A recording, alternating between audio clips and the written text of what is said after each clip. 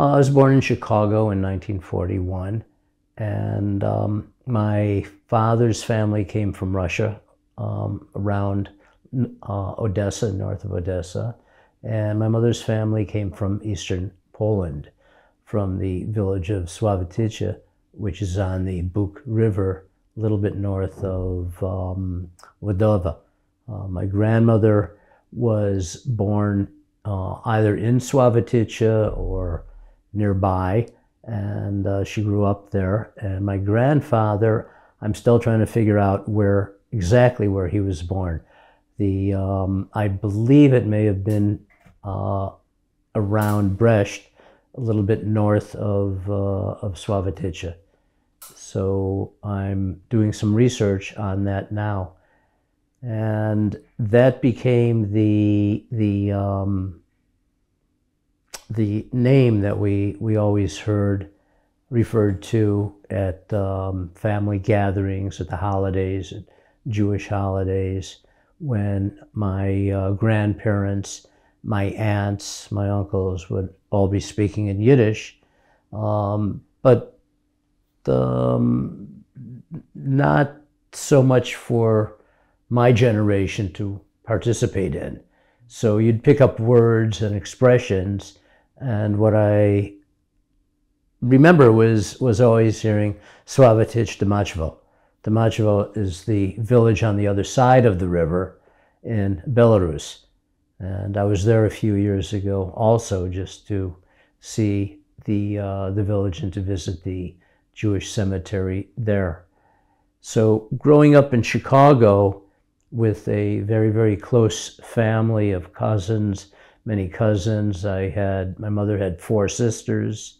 My father had a brother and 2 sisters, and there were a lot of cousins. And the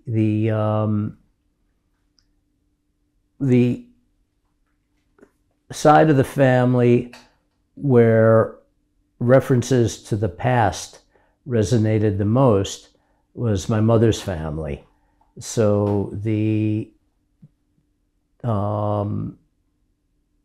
knowledge that I had of Sławotyce was a little greater than the knowledge that I had of the town, the village that my father's parents came from.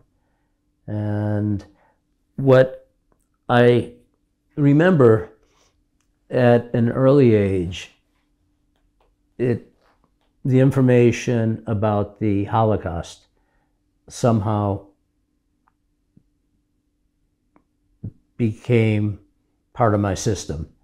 And because I was born in 1941, and my father went into the military late in the war, at the very end of the war, because he had a child, he was older, and then had a second child, and they were taking these men, drafting men with families later. I also spent time living in California when he was in the Marines, living in a military, on a military base in a hut that I associate with the war. But I was conscious of that at a very early age, and then began seeing photographs of the camps in magazines. So that's sunk in very, very early, and it stayed with me, and then became a more conscious thought, more active thought, as I grew older and went to school. Heard references, saw pictures in magazines. That was certainly in the 40s, in the mid 40s, late 40s, and that consciousness of what happened to the Jews, and then with more information that the camps, the main camps, were all situated here in this area, led me always to think about Poland and ultimately coming here. which by the time I got to college, to high school, college, the thought had clearly formulated that at some point I want to come and I want to see where this happened. I wanted to visit Auschwitz in particular. And I finally made that visit in 2004, 15 years ago. And I thought it would be a one-time visit to Poland. Instead, it developed into something far more profound and far more involving and far more emotional than what I had imagined. So I've been here now. I don't know how many times. I don't count. I've lost track of how many times I've been here a few years ago, and no longer have any idea. So somewhere probably 25 to 30 times now. And when I went on to college, my major became history, and particularly European history. So that desire to know more grew and kept getting fed by reading more. And can you tell me more about your first visit in Oświęcim in Poland? And it was also your first visit in Poland. Yes. Well, the first visit in 2004 was just to Krakow, Oświęcim, and when I made my plans to come, I made them by myself.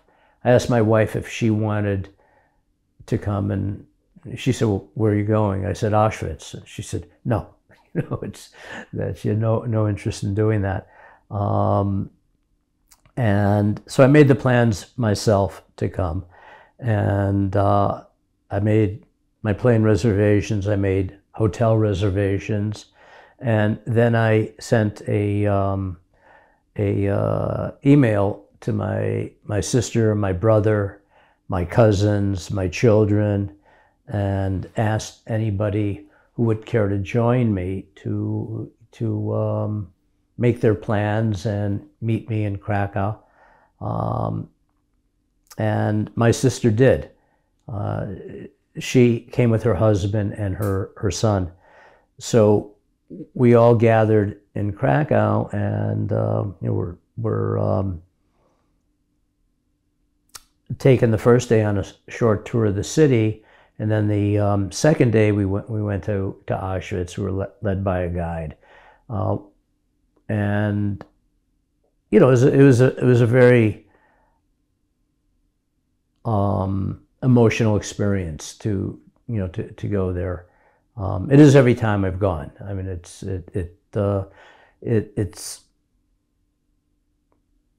as I've explained to people, it has become, it's always the same and it's always different. It's you're seeing the same things, but the feelings that it stirs are also the same, but they're also different each time. My sister, at the end of the day, wanted to visit the village, visit Sławotyce, the village that our grandparents had come from. And she, with her husband and her son, took a train to Warsaw and hired a guide to take them east to find the village. I stayed behind in Krakow and went back to Auschwitz again. Spent another day there. And then the following couple of days, I walked around Krakow a lot. I visited the mines, the salt mines. I went on that tour, but mostly was walking around Krakow and photographing, and thinking a lot about what I had seen and what I had felt. My sister came back for the last night that we were in Poland, and on a little point and shoot camera that she had, she was able to show me photographs she had taken of the cemetery in Suavetice. And the cemetery was really, at that time, there was a rusted chain link fence with an entrance that was just, the gate was just hanging. The fence was kind of beaten down. The grounds were totally overgrown. I mean, obviously, they hadn't been tended to at that time, 60 years, more than 60 years. So this was 2004, and the Jews of Suavetice were taken to Treblinka in 1942, and there was a mass murder in the cemetery then, and there were no longer any Jews living in Suavetice, so there was nobody to look at the cemetery, to tend the cemetery. So it was totally overgrown, as many cemeteries, Jewish cemeteries in Poland were and had become after the war, after the Holocaust.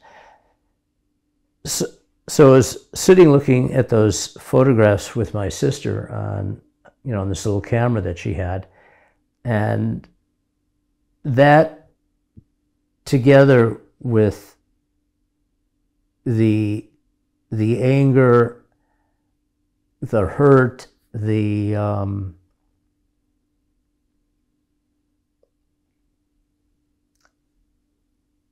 desire, and the need to do something, to kind of right myself and restore an equilibrium, I said to my sister, I want to come back.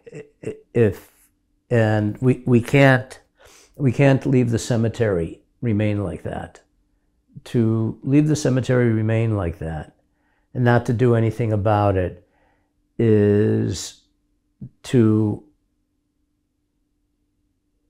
reward Hitler's aims, which was to destroy Jewish presence and Jewish memory. And if something isn't done about the cemetery, that's what will happen in time. That day that my sister was there, I mean, they weren't really able to get into the cemetery. It was so overgrown. They walked a few paces into it, and they saw one matzava leaning up against the tree, and broken matzava. And there was I believe she had a photograph of it on her camera also, and that was it. I mean, she wasn't able to get any further into it. I mean, just a few feet, a few yards at the most. And so I was determined to do something. We returned to the United States. I within a few days back went onto the internet, Googled Suavetice, and began following out on every link. I took it as far as I could. I explored it as far as I could. And just began going down it from the first reference to the second reference. I read everything that I could read. And there wasn't much there at the time. This is 2004. Ultimately, I was connected to a woman in New Jersey. Joyce Ocean was her name, and she was connected with Jewish Genealogy Association. And there was a phone number, and I called her. And I told her who I was and what I was doing, and she said, the person you want to speak to is Henry Gittleman. He lives in Montreal, Canada. And she gave me Henry's number. And I called Henry, and probably called him that night right after she gave me his number. And this was really after weeks of spending time. It's not like I was sitting there every day, all day long. Wasn't even every evening, but many evenings I was spending time reading and trying to find information about Suovaticcia. So finally, I got to Henry. I gave him a call. Henry was born in Suovaticcia in 1933. Many of his family members were killed. He was a young boy at the time. This was, I'm talking 1940, 1939, and so at that time he was 6 years old, and the family fled over the river into what was now the Soviet-occupied part of Poland. The Ribbentrop-Molotov Pact divided Poland at that point, right at the Buk River. And so you had Soviet soldiers on one side of the river and Nazi soldiers on the other side of the river. And so Henry's family managed to flee into the Soviet Union, where they were ultimately sent to a gulag, as many people were that were considered really enemy aliens. They weren't really welcome, but the Soviets certainly saw the ability to use them, for labor. So, I talked to Henry that night, and Henry told me, well, I also know of Philip Guerin, Sam Green, Henry Greenspan, and these were also people Henry's age, a little bit older than Henry, who had also managed to survive the war, either by fleeing to the Soviet Union, or in Henry Greenspan's case, becoming a partisan, and Philip Guerin's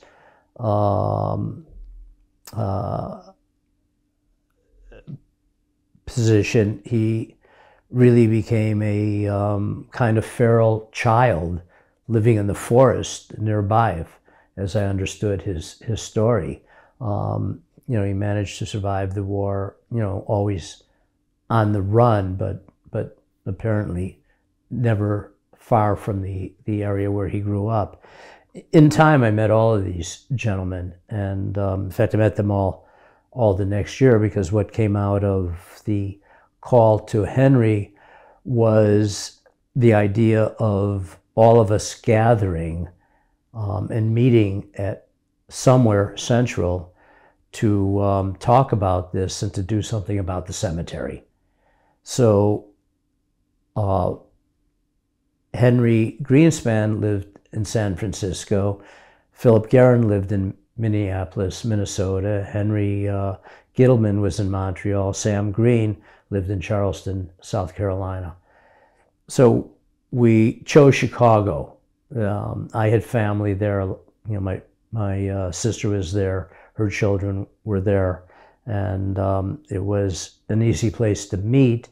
And there's also a large Jewish museum, the Spertus Museum in Chicago, and we were able to, I kind of created an itinerary, and we were able to have a room at a hotel downtown that my nephew arranged, or in a club downtown that my nephew was a member of. We were able to use one of their conference rooms, and we met for, I think it was maybe 3 days. And during those 3 days, we discussed the cemetery. I heard many stories about Suovaticcia from these older men that had all lived and had all survived, and found out a lot about them. There's also In Chicago, there's a very, very large Jewish cemetery, and there was a section in that cemetery that, a very small section, where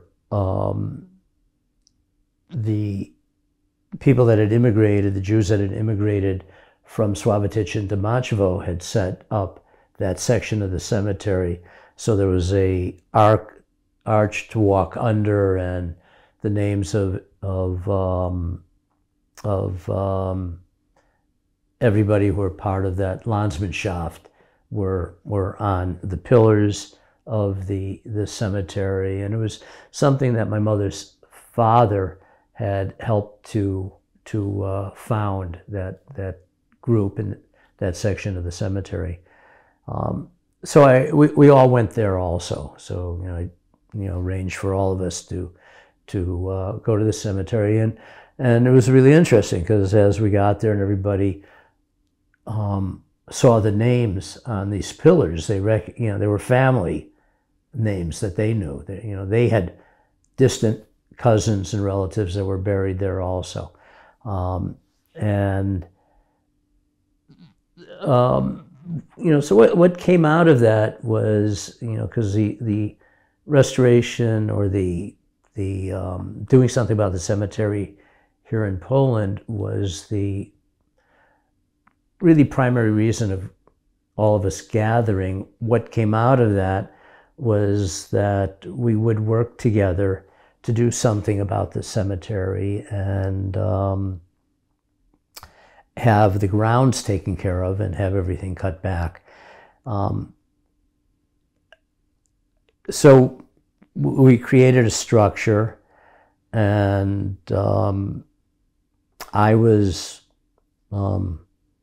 asked to be in charge of doing this, and I told everybody I would return to Poland later that year and find a group to work with to do that. I had a couple of names that were private organizations, not associated in any way with the government here. And I had also by then learned about the Foundation for the Preservation of Jewish Heritage in Poland, FODZ, and I had Monica Krawczyk's name. So I arranged 2 meetings to meet with Monica, and also to meet with these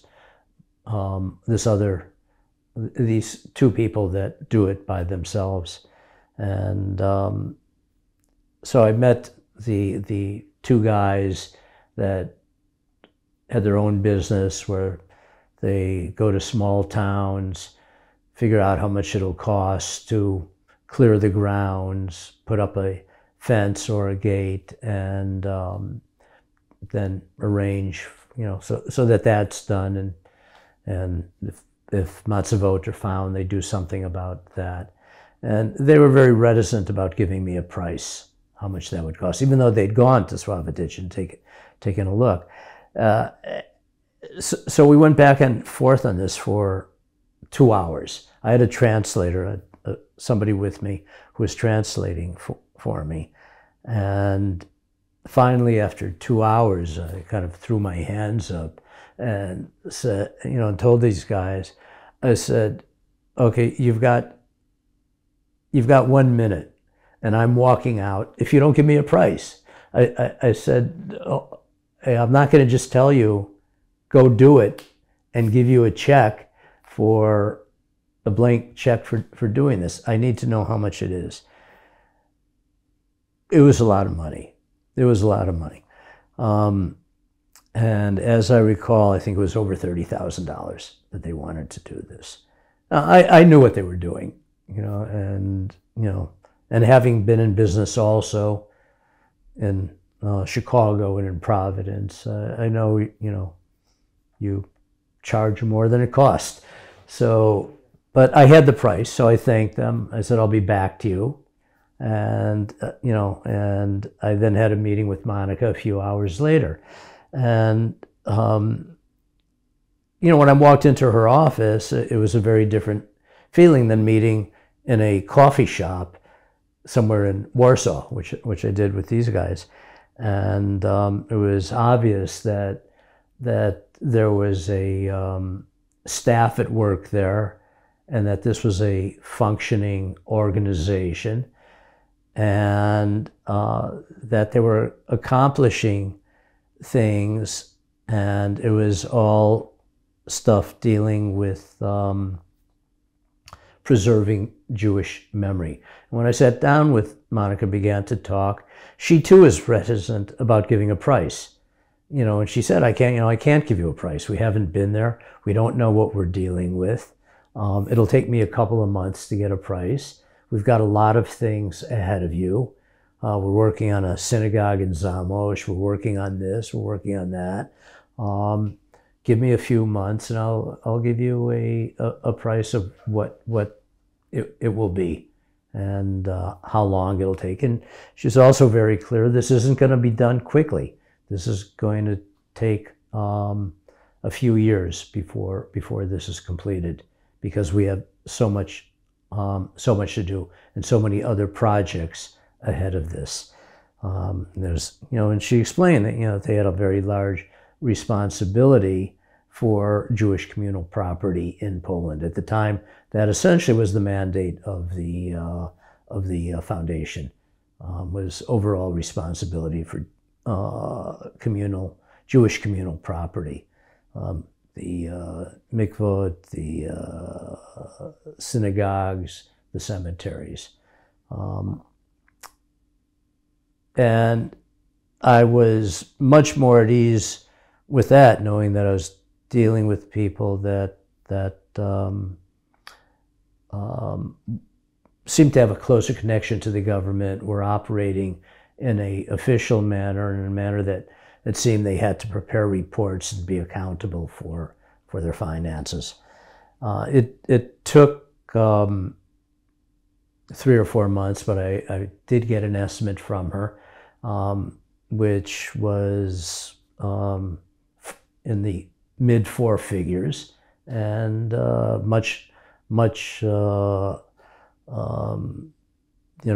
to 10% of the estimate that had been given to me by these other guys, and which was essentially what I was figuring. It would be something closer to that.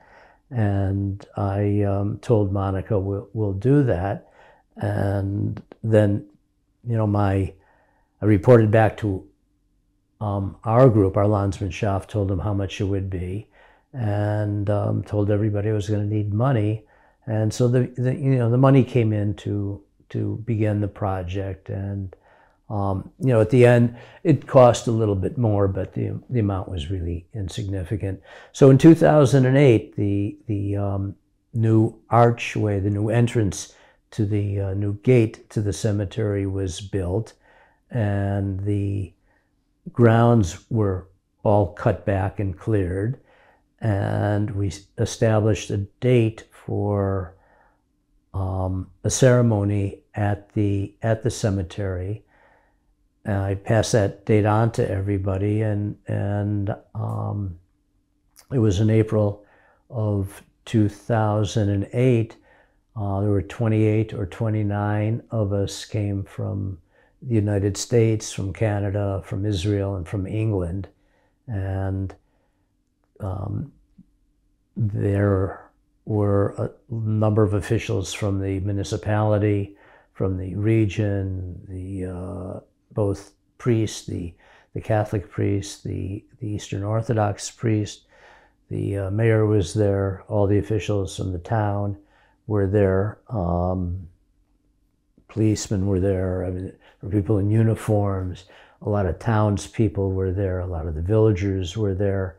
The woman who taught history in the school there was there with a number of her students, and Rabbi Shudrach sent a young rabbi to officiate, and a dedication of the cemetery took place, and it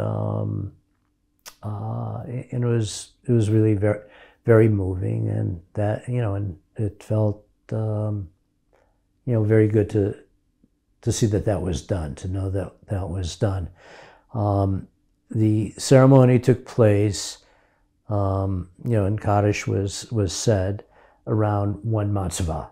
There was one matzvah that the foundation had built a little memorial and embedded it in cement, so so that the remains of the matzvah stood out.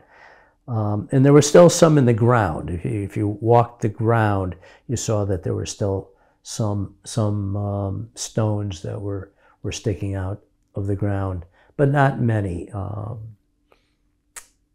Maybe 8, a dozen or so. I did not. I mean, that day I didn't really walk around a lot. Since when I go back now, I have pushed further and further back, and I've seen, found more of them.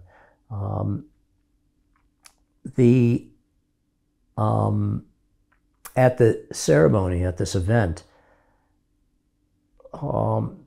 just before we entered the cemetery, because before we went in to say Kaddish, Henry Gittleman spoke, and he addressed everybody that was there in Polish. He talked about growing up in the village. And Henry had been there a number of times over the years. He'd come back to Sławotyce. He knew Jolanta Bucic, who was the history teacher there, and knew her husband, and was friends with the Kravchik family. This isn't Monica Kravchik's. This is another Kravchik, who's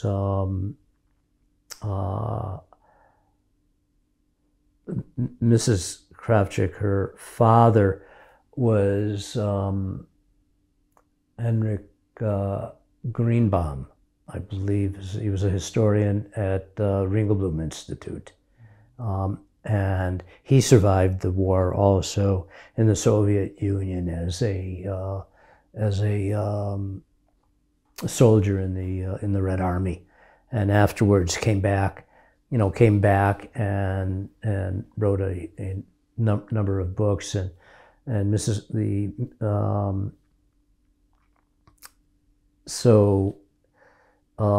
Henry would visit the Kravchiks whenever he came to Poland, and would go with them to Sławotyce, and that's how he met Jolanta Bucic. And so I didn't know her at the time, but Henry spoke, Philip Guerin spoke, Sam Green, as I remembered, did not speak, did not address the crowd. Willie Greenspan, the son of Henry Greenspan, spoke also. Henry had died between 2004, when I first met him, and 2008, when the ceremony took place. Henry had been a partisan during the war, and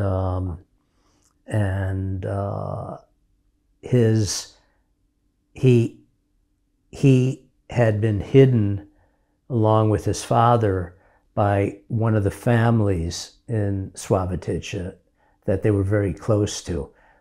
In Sławotyce, there are two members of the community that have received recognition from Yad Vashem as righteous, so they too were at the ceremony, and Willie was there to thank them for saving his father and his grandfather, and so the ceremony was a very moving ceremony. And at the end of it, just as we were about to enter, Jolanta Bucic asked for a minute and announced that she had something to return to the cemetery, and and she asked one of her students to bring it forward, and he was pulling a little red wagon, and on the wagon there was another matzeva that had been in his family's barn since the war, and they were returning it to the cemetery, and that too was very moving. Of course, there are questions: how did it get there? But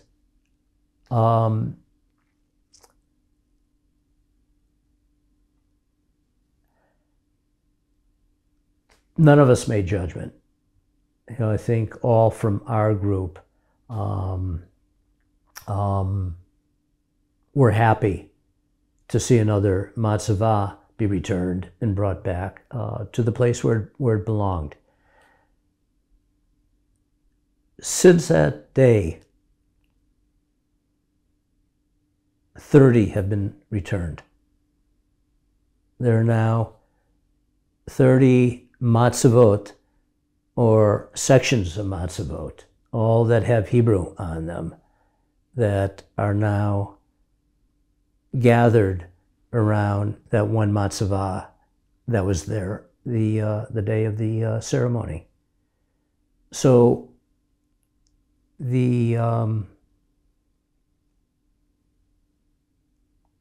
something that I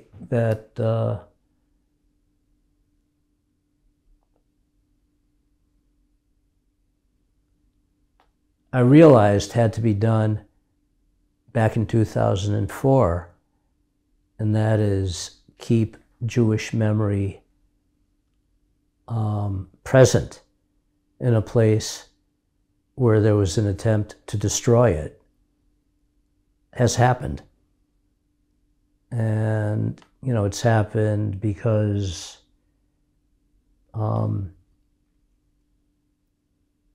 the people in the community now more and more are supporting that idea. And also, I have to realize that it's important. So the cemetery is now taken care of, and a lot of credit to that goes to Wojciech Wigasz from the Nissenbaum Foundation, the director of the Nissenbaum Foundation. And they have been very, very generous in going, in this, there's a long story there also as to how that happened and how I became involved with them, and they've become involved with the cemetery, but they've been very generous in going back once, sometimes twice a year. This is since, I think, 2011. They go every year, and they cut the grounds back all the way to the, to the old rusted fence that is still there.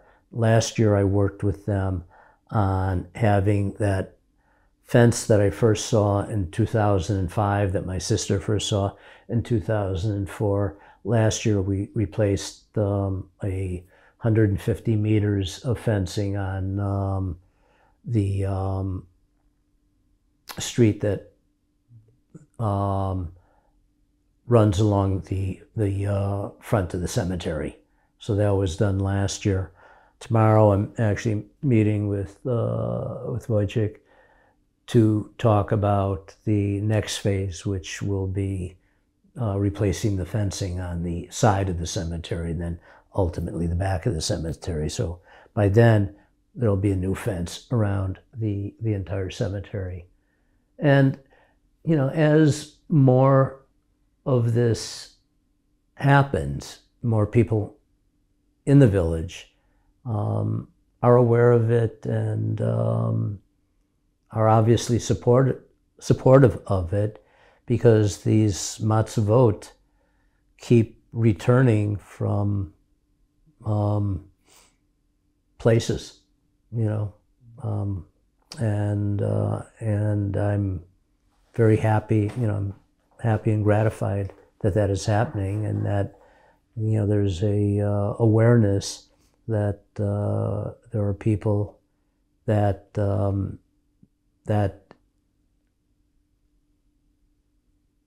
came from Sławotyce, whose origins are in Sławotyce, and who care about it, and and are involved. So and it's obviously not just me. I might there other people have come. I've heard from Yola, the Israeli family that was here last year, and I contacted them. I'm in touch with them. Other relatives of mine have come. Other relatives are planning to come. My sister's been there a number of times, and next year I'm already talking to cousins of mine who've never been here that want to come and visit. So hopefully that'll happen also. So from here I can go in so many directions. So I wanted to ask about, because the cemetery is a property of Foundation for Preservation of Jewish Heritage, or yes? Right now, the responsibility for it. This is such a unclear issue here. I see this, and the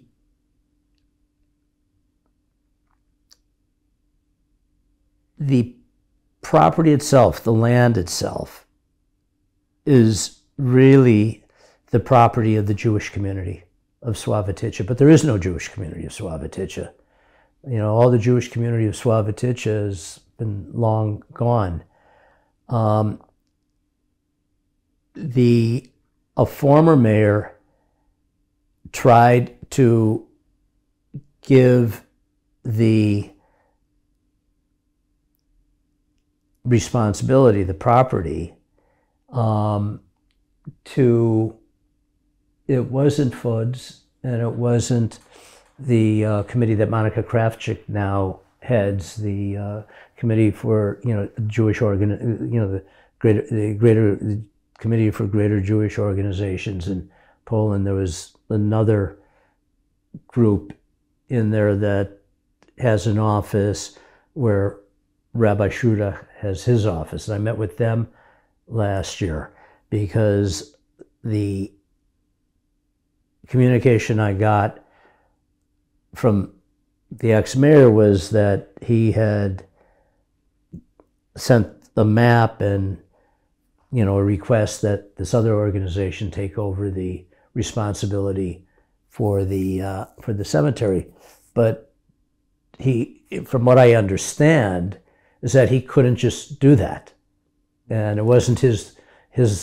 He didn't have the authority to do that. So the town, as I understand it, the village of Sławotycha has responsibility for the village, for the cemetery, but it's also obvious to me that they aren't going to spend money on that. They aren't going to send their workers there to clear the cemetery every year. Things grow very fast there. It gets overgrown very quickly. Obviously, if a new fence is going to go up, and that's going to cost money, and they have a very limited budget and a very small income. I have no idea how local villages, small villages in Poland, get their money, whether it's from taxing the inhabitants of the citizens of that village, of that town, or whether money comes from the national government and goes down. But they have they have needs, and Jewish cemeteries are not high on the priority list. I get that. I understand that. Hence you have organizations like FODS, like the Committee for Jewish Organizations in Poland, the Nissenbaum Foundation, and other NGOs that are working to safeguard these places and make sure they're taken care of. And these are dependent on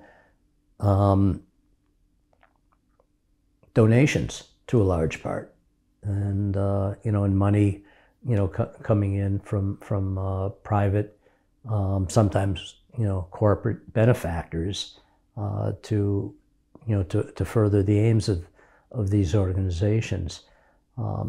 So as far as who does the cemetery belong to, it belongs to people who are no longer here, that are, that are all dead, and maybe someone could make a case that, okay, the descendants of these people, it belongs to them. I don't claim in any way that it belongs to me. There's just this tenuous connection to the place. So it's more than tenuous at this point. Obviously it's an emotional connection and a intellectual connection, and now it's become a visual connection, a creative connection, and a financial connection, because it's got to be taken care of, and I've kind of assumed that responsibility. So I don't have an answer to that. Who does the cemetery? Fodes, has some responsibility. And yesterday I met with the new director, with Piotr Puchta, and we talked about plans for it. And so my being here, putting a face in front of him and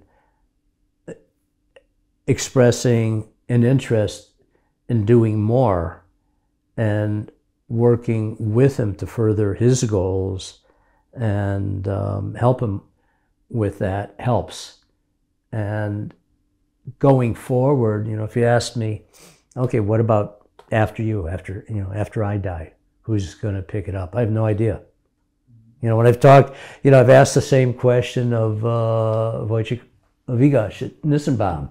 And I said, right now, it's you, and only you, because you're the director, you're the only person ever in this office. What happens if something happens to you?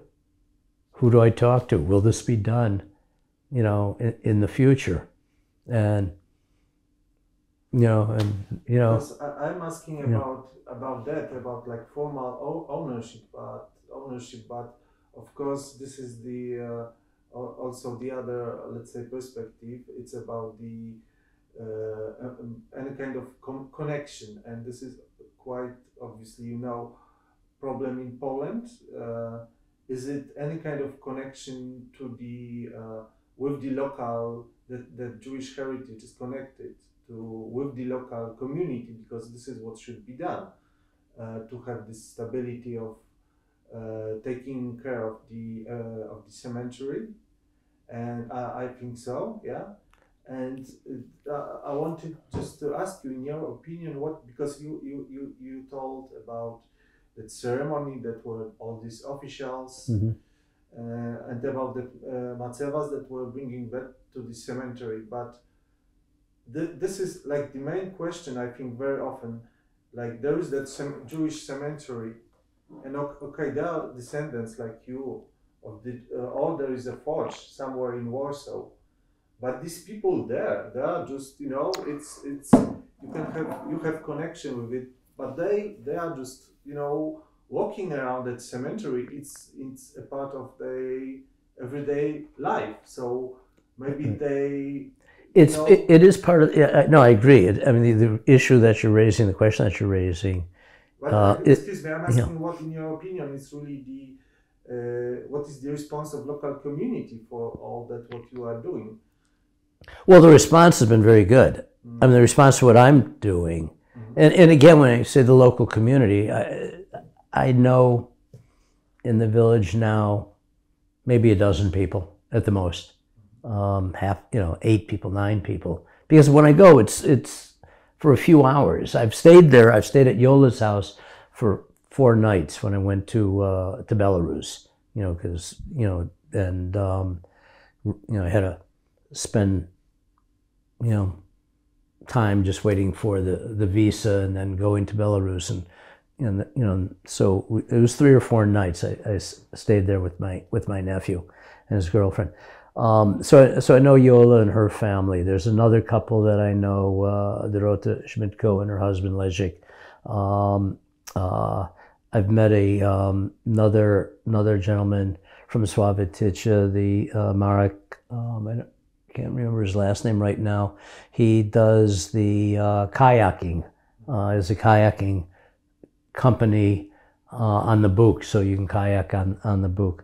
I met the last 3 mayors I've met. I met the Catholic priest when I was there last week, and spoke to him and thanked him because he has made a point and is making more of a point of requesting the people in his congregation to return matzevot if they have them. To just bring them. There's no question asked. Just bring them and leave them at the cemetery. And I have a feeling that a lot of them have come back because of that.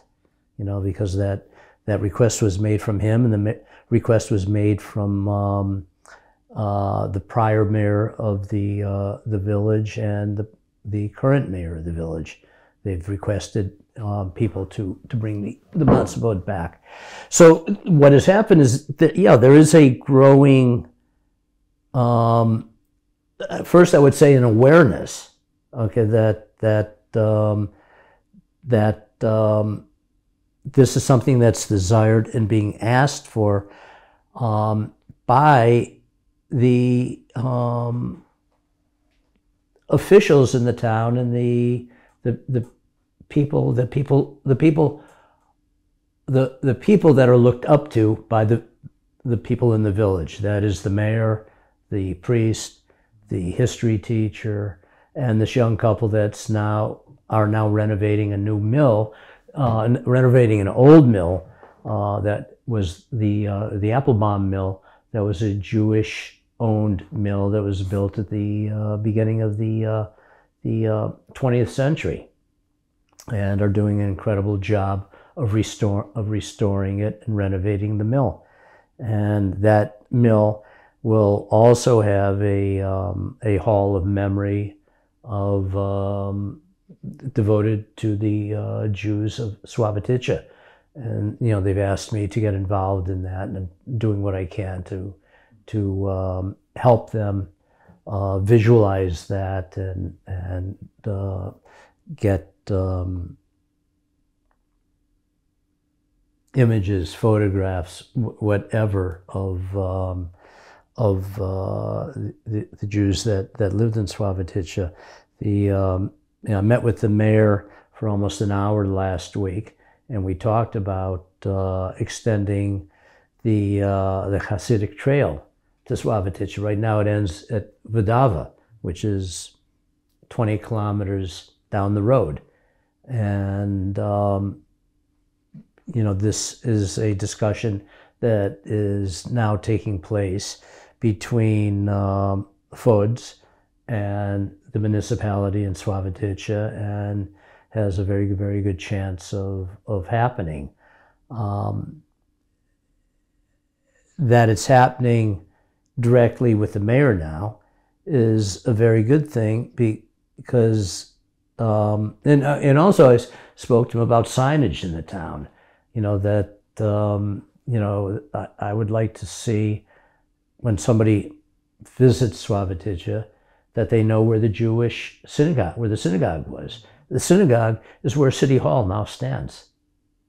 Where the municipality is now is the location of where the synagogue was. Okay, the mikveh was right behind that, because the river is right there also. And this is on the same corner as the Catholic Church, the Eastern Orthodox Church, and the Rennik. It was the fourth corner. So you had the three main religious buildings all on one corner, and the market, on the fourth corner. I'd like for there to be some signage and a picture of what the synagogue looked like. We have that. That information is there.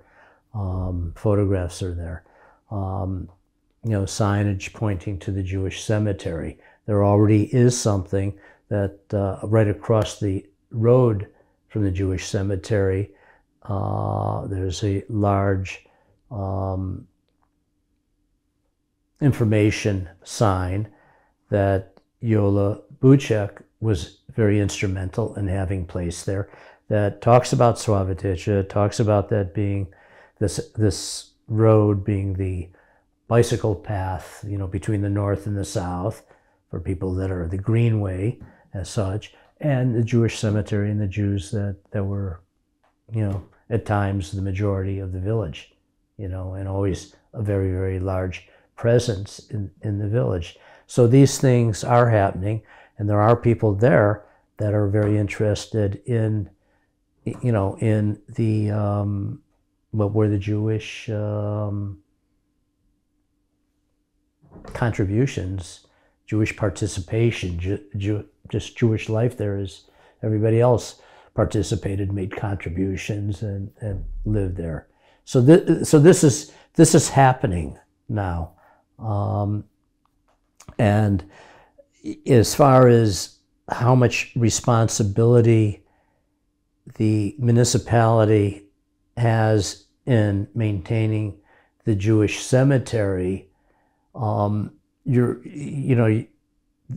issue that you raised and the question that you raised is a good one and a right one.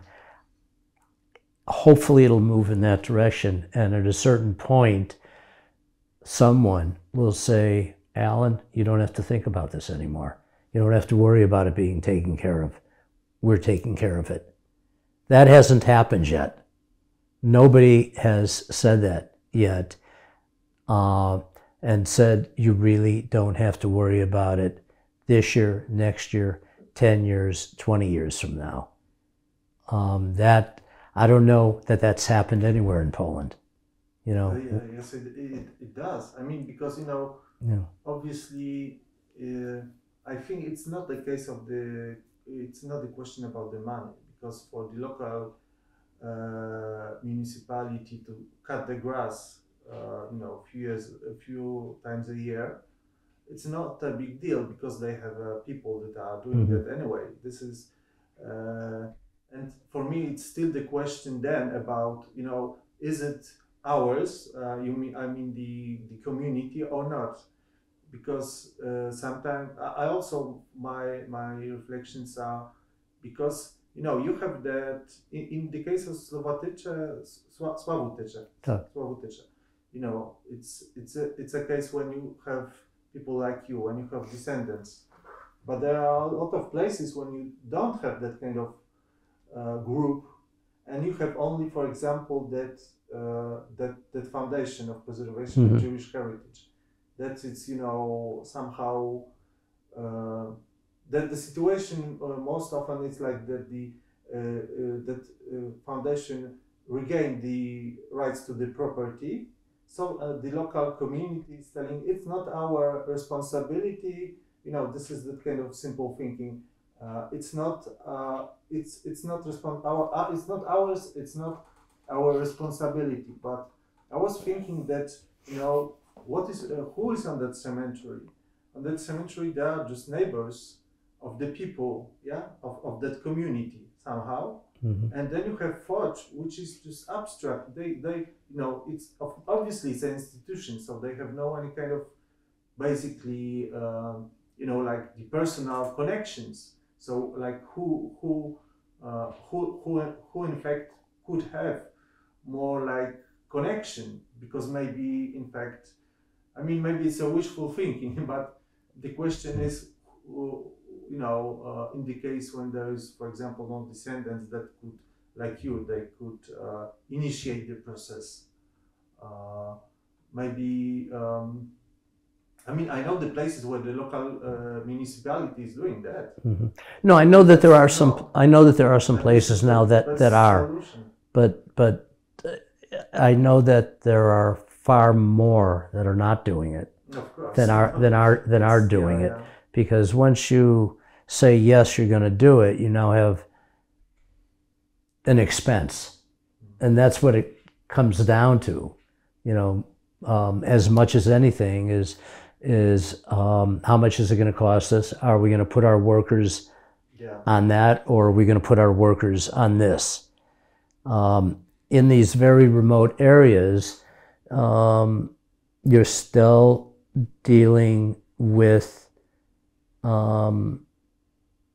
not just residual anti-Semitism, but you're still dealing with anti-Semitism, period.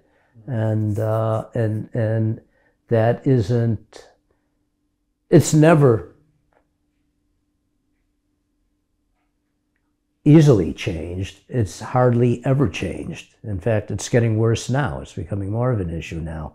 So for somebody to step up in the municipality and say, we're going to take care of this at our expense, particularly in these eastern rural areas, is not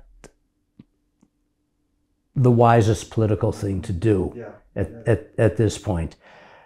What I'm hoping for in Suavodice is, with enough time, with more people coming, you know, it's got to be more than this one crazy Jew who shows up here, once or twice a year, and a couple more times a year, and goes to Suavodice once a year, and stops in for a few hours. It's got to be more than that, But what is happening there, and that has happened at all, and has happened with now a regularity to it, and people there are aware of it, and they see, if they take a look at where that cemetery was 15 years ago, and they take a look at what happened a few years later, and then it got overgrown again for a year or two, and then it got cut back again, and then it's been cut back every year, and more matzavot keep showing up, and the old fence was taken down, and a new fence was put up, and the old Applebaum mill is being restored, and more people are coming, not on big tour buses, but by themselves, and asking about the Jewish cemetery. And now there's an effort underway to extend the Hasidic trail, and what that will mean, to the village. People in the village are aware of this. That something's happening. At a certain point, you hope that whatever negativity there is, and whatever either negativity or neutral feelings, or it doesn't matter. No, you'll see it won't last. But rather, it's growing and it's becoming more. One would hope that either the passive or the indifference, or the negativity turns into something positive and something supportive of what that is, and something that becomes a matter of pride to the people in the village. And then an emotional ownership can take place. And that's what you really need, is that emotional ownership, the pride of, this is ours, this is where the Jews ultimately were laid to rest. There aren't anymore, but it belongs to the town, and we safeguard it, and it's precious to us. That hasn't happened yet there. I don't even think it's on the cusp of happening yet, but it's it has become important, or more important, to a number of the people in the village for whatever reasons. Some it's going to be strictly financial. Some it's going to be, there's now this connection to this guy that shows up and he's Jewish and this is what he's involved in. And I want to respect what he's been putting his time and his effort into and some of his money into. You know, that's deserving of respect. So at a certain point that, you know, that consciousness, if it becomes imbued with emotion also, then there can be a higher relationship to the you know, spiritual relationship to the Jewish cemetery there by the people that are living there, that you know, because they feel strongly about it. But you know, I mean that's what obviously. I mean, this is the first time I've put words to these thoughts. The first time I've, you know, I mean, these kind of things have been floating around up there, but I've never thought about them as explicitly as I am, you know, right now. But that's what I think people coming back would hope for. I mean, that's, you know, I think it's what we all hope for wherever we're living. You know, is that you know, you take pride in you know, in your history and your past, and you take ownership of it in a healthy way. Because I think so much of what's going on right now also, and I don't want to get political, but you know, I think so much of what's going on right now is this is being, you know, this reflection back on history is taking a very nasty turn towards a revanchist nationalism that is not healthy. And you know, and I see that going on in a lot of places right now. And so, you know, doing something like what I'm doing right now, and what you know other people close to me are doing is not the necessary. It's not the way things are tracking right now. You know, on a large political level, and on smaller local levels also. You know, and I know that's certainly true here in Poland, and it's happening in America, and you know, it's happening in Israel, it's happening in the Czech Republic, it's happening, you know, in England with Brexit. I mean, you know, when you go larger and you start talking about this stuff being expressed on a larger scale, what I'm trying to do, it runs right now very, very counter to that. You know, so you know, and it could also be misused, you know, misunderstood. So anyway, that was really veering off into something else. That's important context, I think, and I'm also thinking, you know, because from the this is a mystery, of course. You know that after the war, you know, the local inhabitants, they took the matzevas from the Jewish cemeteries and so on and so on. I mean, it's a mystery in the way it's hard for me to understand how the mostly Catholic or Christian people that have this kind of you know, the cemeteries in general, sacred places, they would do this, but there is I think still, I mean, this kind of your activities that you started with bringing back the presence of the Jewish history and even presence like of the Jewish cemetery, you know, it could be also kind of have this kind of psychotherapeutic, let's say, influence on the local community, because there are the places like the Jewish cemetery that are just, you know, like expired from the memory, from the this is something that it's, you know, for me the most like I cannot say intriguing, but because it's something more, you know, rather horrible that that communities are living in Poland and were living for 50 years around the places of cemeteries, but also like the mass graves, and they were just like the places that are, you know, they are outside everything, outside, I don't know, the community, the culture, they are the places that were just not just abundant, but they are not present, but they are still all the time, they are there, you know. And I think this is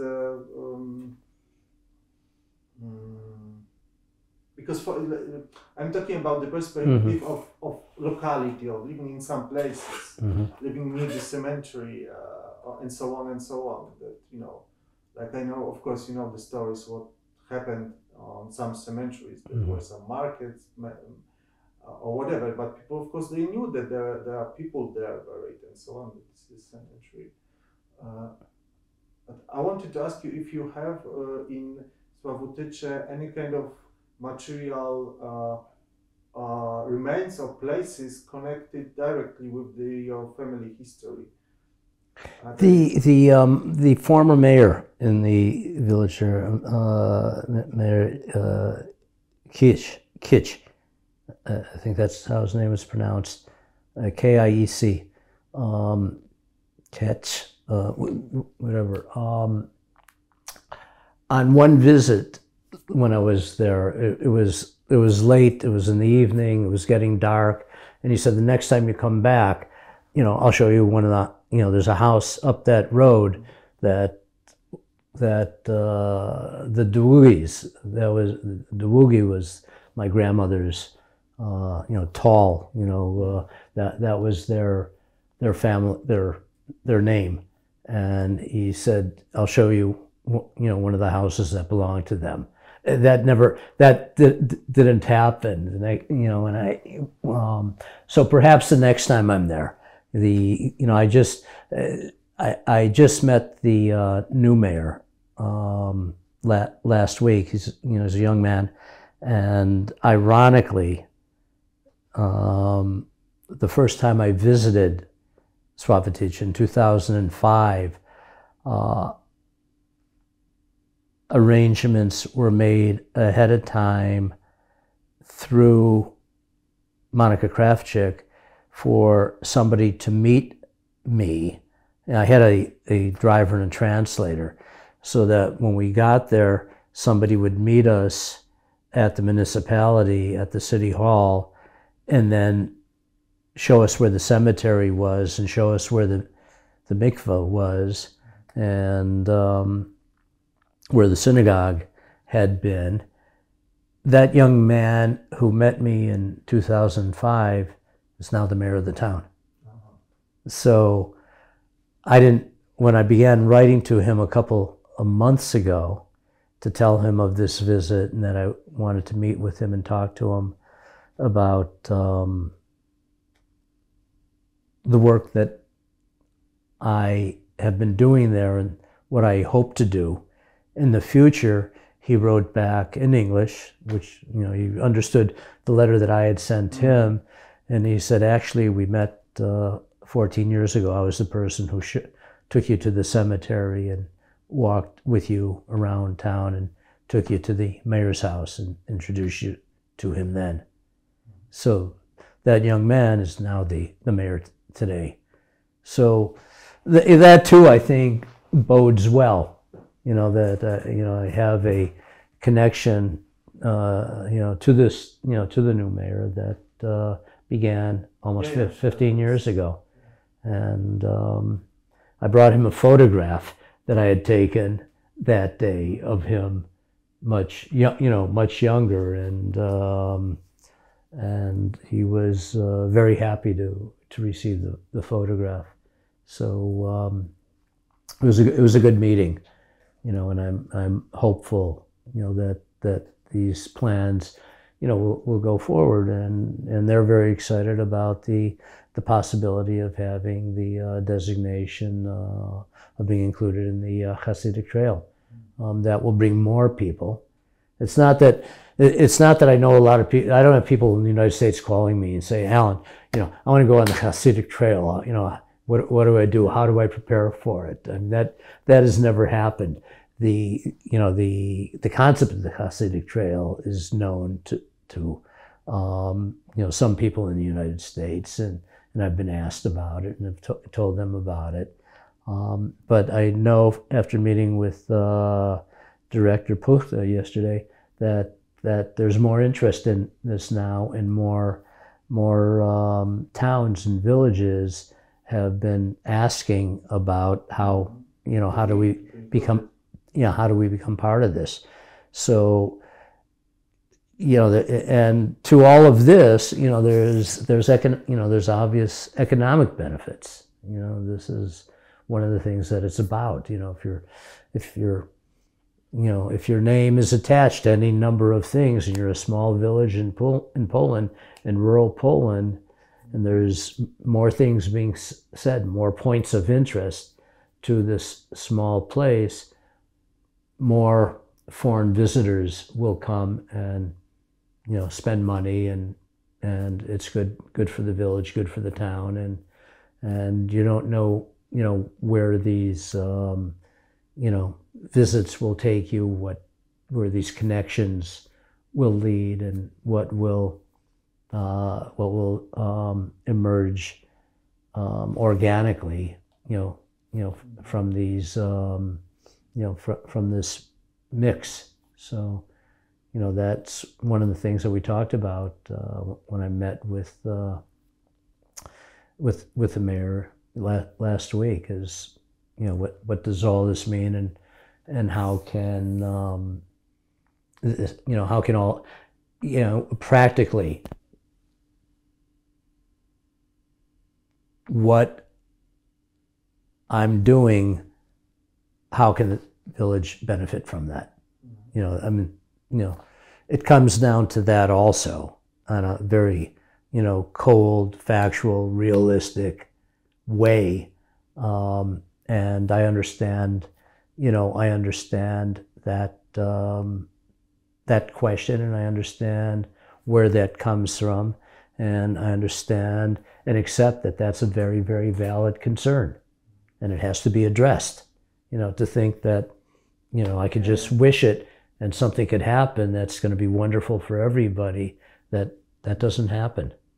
I know that doesn't happen. So it takes work, it takes meetings, it takes listening to people, and it takes the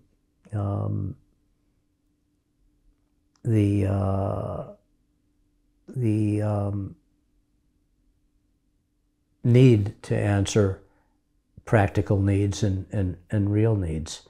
And this, ties into the cost of maintaining a cemetery, whether it's Jewish, Catholic, Orthodox, Protestant, Muslim, whatever. It's somebody's got to go there and do the work and be paid for it, and that person could also be paid for doing other work. So it has it should have that kind of practical dimension, and cultural tourism. It's of course good. No, it's great, but there is all the practical. Somebody's got to put the toilet paper in the bathroom, and somebody's got to clean the toilet. And these are jobs that people want to get paid for, and they should. and I don't have any illusions about the practicality and the financial aspects of all of this. I wanted to ask you also about your image of Sławatycze before you came here. So I mean the story that you had, how I understand, transmitted from your parents or grandparents. Can you tell more about that? What do you know about what are the stories about also the your family living there and the because how and the immigration, because how I understand your parents were born in United States already. Correct. Yeah. Mm-hmm. I had very little idea or concept of it at all. It was just a total abstract. It was just a place, and it only became an imaginary visual concept as I got older and saw photographs of little villages in Eastern Europe. Tiny villages, so the only expectation, and also, I guess in 2005, when we had that meeting in Chicago, and Henry Gittleman brought with copies of his memoir that he'd written about Sławatycze. That is here there's a copy of it here in the museum. Krzysztof Bielski has it, and it's on the Virtual Shtetl website. Henry's memoir is available. So that gave me that. When I read that before coming to Sławatycze, it gave me, a visual idea, more of a sense of it. But hearing, again, it was mostly spoken about in Yiddish, and I was very young, and I didn't know Yiddish. I'd pick up some expressions and some words, and that was all. But what they were really talking about, the real nitty-gritty, as we say, whatever the conversation was about, I couldn't follow that. Some of my cousins learned a little bit more. They were more facile with language. They were more interested. They listened. They asked questions. I never did. So I had very little other than just the name and the reference, and so I had very little idea of what it was like. And also, when I go to places, now, I'll go online, I'll look at pictures, or in the past, I'd get a tourist book and look at it, and so you have some idea, but you're seeing all the highlights, you're seeing the best, and the place where all the tourists go. I find myself walking around Warsaw, and I'm walking down little streets, and it's not where tourists wander. And when I go to places, I travel by myself often enough, and we'll rent a car. And when I travel in America, and I've got to go between places, I don't take the highways. I take what are called the blue roads. On the maps, everything in red is a superhighway and the highway. I look for the blue roads. These are the ones that are, wind, sometimes along, 20 miles north or south of the highway, and sometimes cut under the highway or go over the and it'll take me to the direction, to the place that I'm going to, but it doesn't take me there quickly, and it's not the most direct. The most direct might be 200 kilometers. By the time I get done, I've done 350 kilometers, and it's taken me 3 hours longer to get there. So when I'm walking around Warsaw too, I'll see something down some street, and I'll just start wandering down there and photograph. So, so traveling to places, I go off. So, so the point was, I had very little idea of what Suavotice would be like the first time I went, at all, and it was great. You're going and you're seeing something that you've never seen, you've heard about, and you've read a little bit about, because I read Henry's memoir by then. So I was looking for things that he had spoken about and described very beautifully in his memoir, and trying to imagine life there in 1939, when the road still would have been a dirt road, the main road in town, when the few houses would have had electricity. Electricity came to Henry begins his memoir by stating, I was born the year electricity came to Suavotice in 1933. So,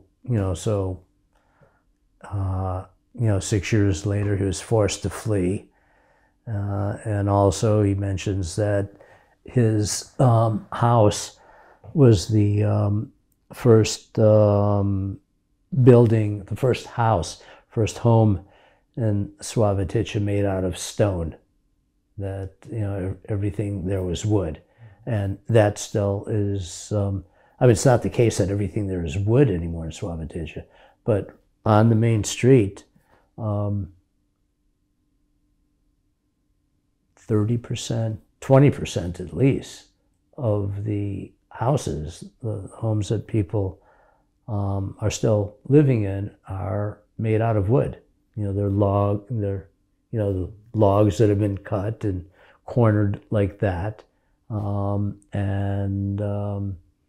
mortar or something filled in between the timber, and 2 of them are for sale right across from the mill that's being renovated right now. And these are the ones that are made out of logs, and there's up and down the road in both directions. When I went to Belarus, you see many more of them, built the same way. So in the east, that was obviously the main construction material used for building homes. So when Henry described that, his father had built the first home made out of stone in Suavotice, and when Henry was still a little boy, so that would have been in the 30s still. So so when I went, it was these images that I was carrying, but it was more from Henry's books and just looking at photographs over the years of really the old shtetls, and growing up in America, that's what you'd always hear, the shtetl, the shtetl, the shtetl. Is nobody I knew ever spoke of Warsaw, or Łódź or Gdansk or Białystok occasionally would come into a conversation, but the references in our house were always Suavotice, Domaćevo, and my father's house, Kremnitz, which is north of Odessa, I believe. If I'm pronouncing it right, I don't even know if I'm... Can you repeat? Kremnitz. Okay. Kremintz is the way it's spelled, in the way I've always seen it spelled in America. And I don't, but I know...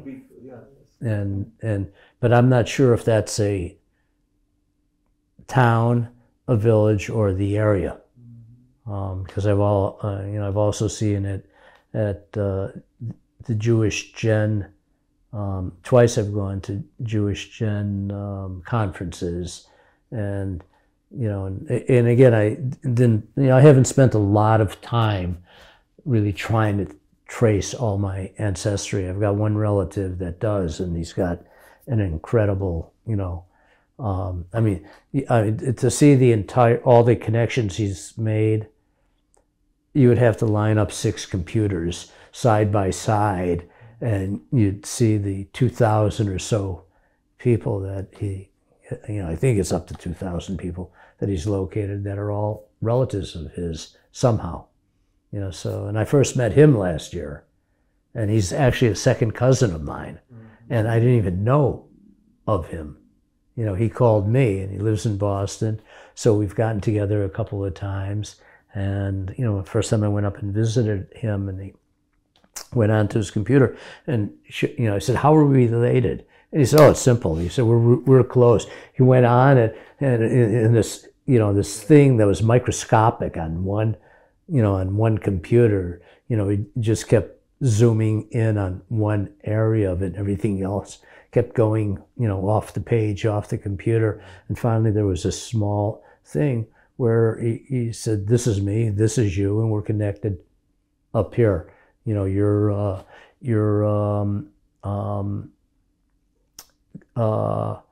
grandfather and my grandmother were brothers and sisters."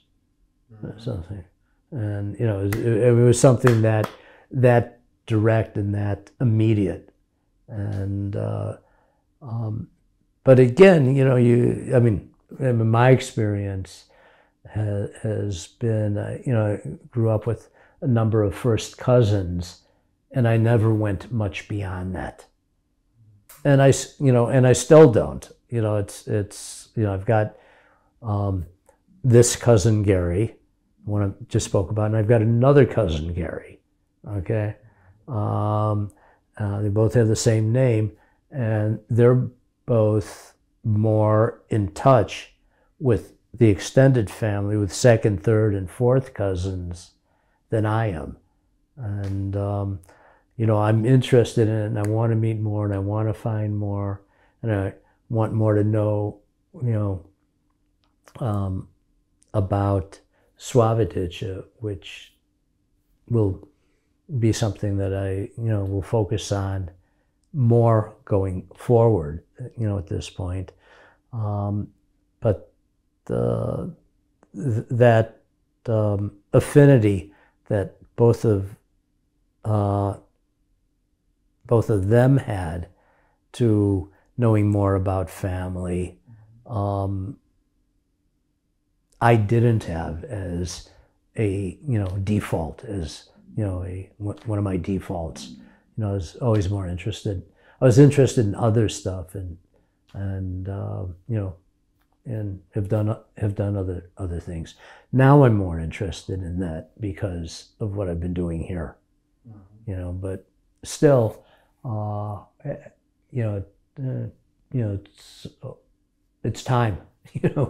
What do you spend your time on? I make pictures. That's what I do. So.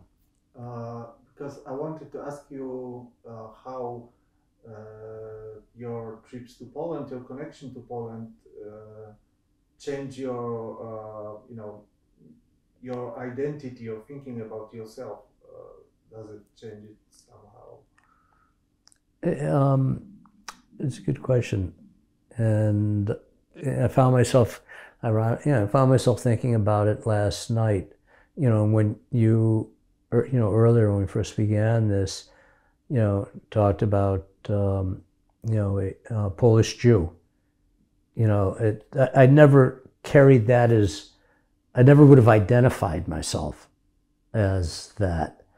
But last night I began thinking about myself in that with that description, because if you asked me 20 years ago, if somebody came up and said, "What are you?" I'm American. It's real. I'm Jewish. Is that what you're trying to find out? Are you looking for ethnicity? What my ethnic background is. Yeah, I'd say Jewish, but I wouldn't have said Polish. Okay, and and then if somebody would have said, "Well, where were your parents born?" I said, "They were born in America. They were born in the United States, in Chicago." What about your grandparents? They were born in Poland and in Russia, and that would have been it. And in fact, I would have said, if anything, because I think the name Metnik is more connected to a Russian name than a Polish name. I would have said my ethnicity is probably more Russian than Polish, not knowing at that time the geography of Poland, and that Poland extended much further in the east and the south, and would have incorporated that section of Russia as well, very possibly. That section of the Ukraine, because that's where that is. So is the Polish part is become more of my identity. I'm accepting, I'm inviting it in a way that I haven't in the past. I had one of my friends a few years ago ask me, he said, if somebody asked you what you are now, would you say Polish? And the question really caught me off guard. It was after had made a number of visits here and was speaking differently about Poland than the way many Jews in America speak about Poland, which is often with a negative connotation. And it was certainly something that I carried for a long time. And it took me coming here a lot and learning a lot and reading a lot to understand more for that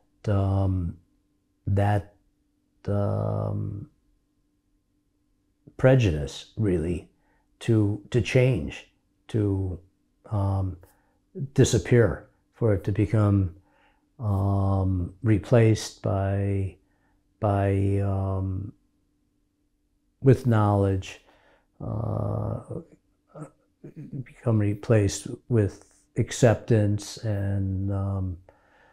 and admiration and affection and concern and hope for something good. But in the 20 years ago, 15 years ago, it was I don't think I was ever one to say, yeah, all Poles are anti-Semites, but I wasn't, I'd say, yeah, I understand. I know that there's a lot of anti-Semitism there. And when I was in the first couple of visits here, that's what I was looking for. That's what I was looking to see.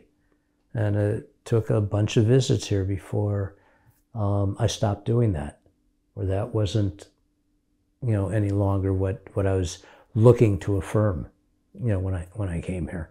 So, but a lot of American Jews carry that, as do I think a lot of Israeli Jews. Which is unfortunate. I understand. I know the reasons why too. I'm not. I don't fool myself about this.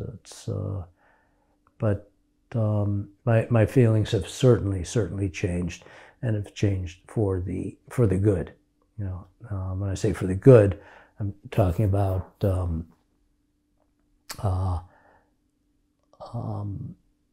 more acceptance and less and less paranoia and fear.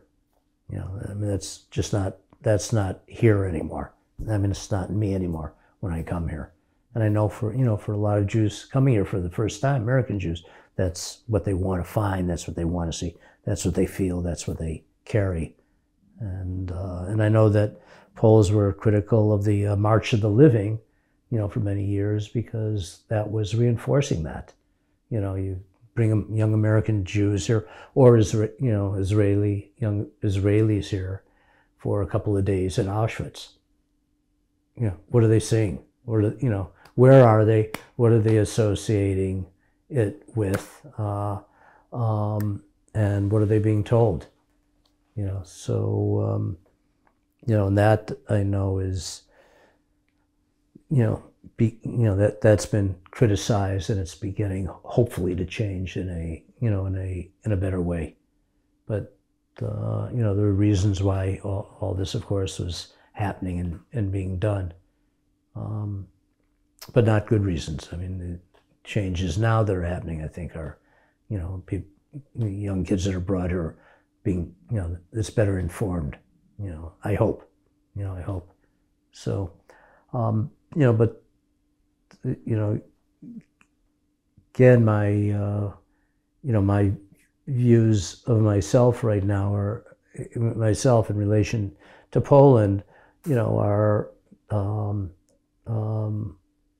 malleable. They're in flux right now, and it's interesting. I'm not. I can't arrest it. I mean, I can't stop it. What is happening is happening, and I'm aware of the fact that it's happening. And and strangely, maybe not strangely, you brought up something that I was thinking about last night, myself, and the same thing. And somebody asked me today, what are you? Say, Polish, Jewish, American. It's and also because of the way I think,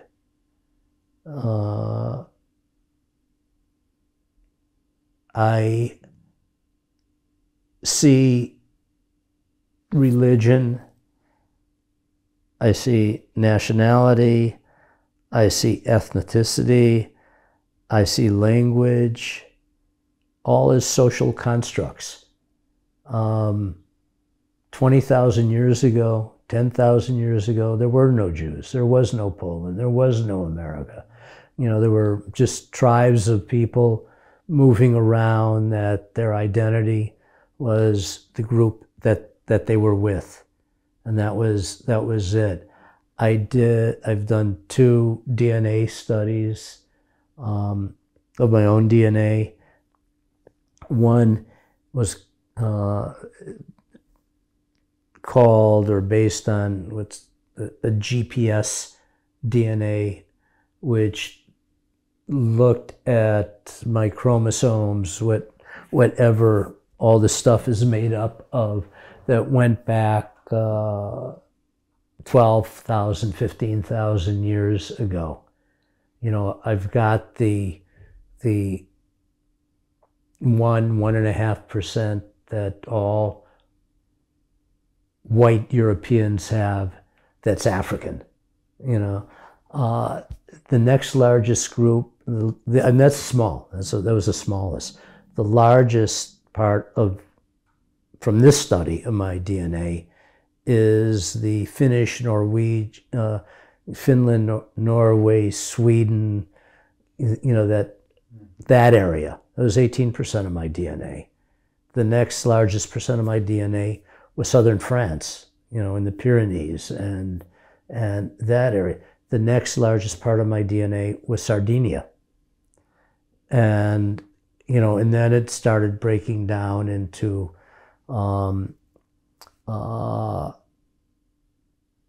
smaller areas like Palestinian, Syrian, Middle East, and Siberian, and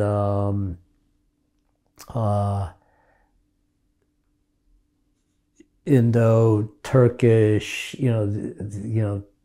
areas further to the east and south, and like 5 or 6% of it was Eastern European, Polish, Ukrainian area.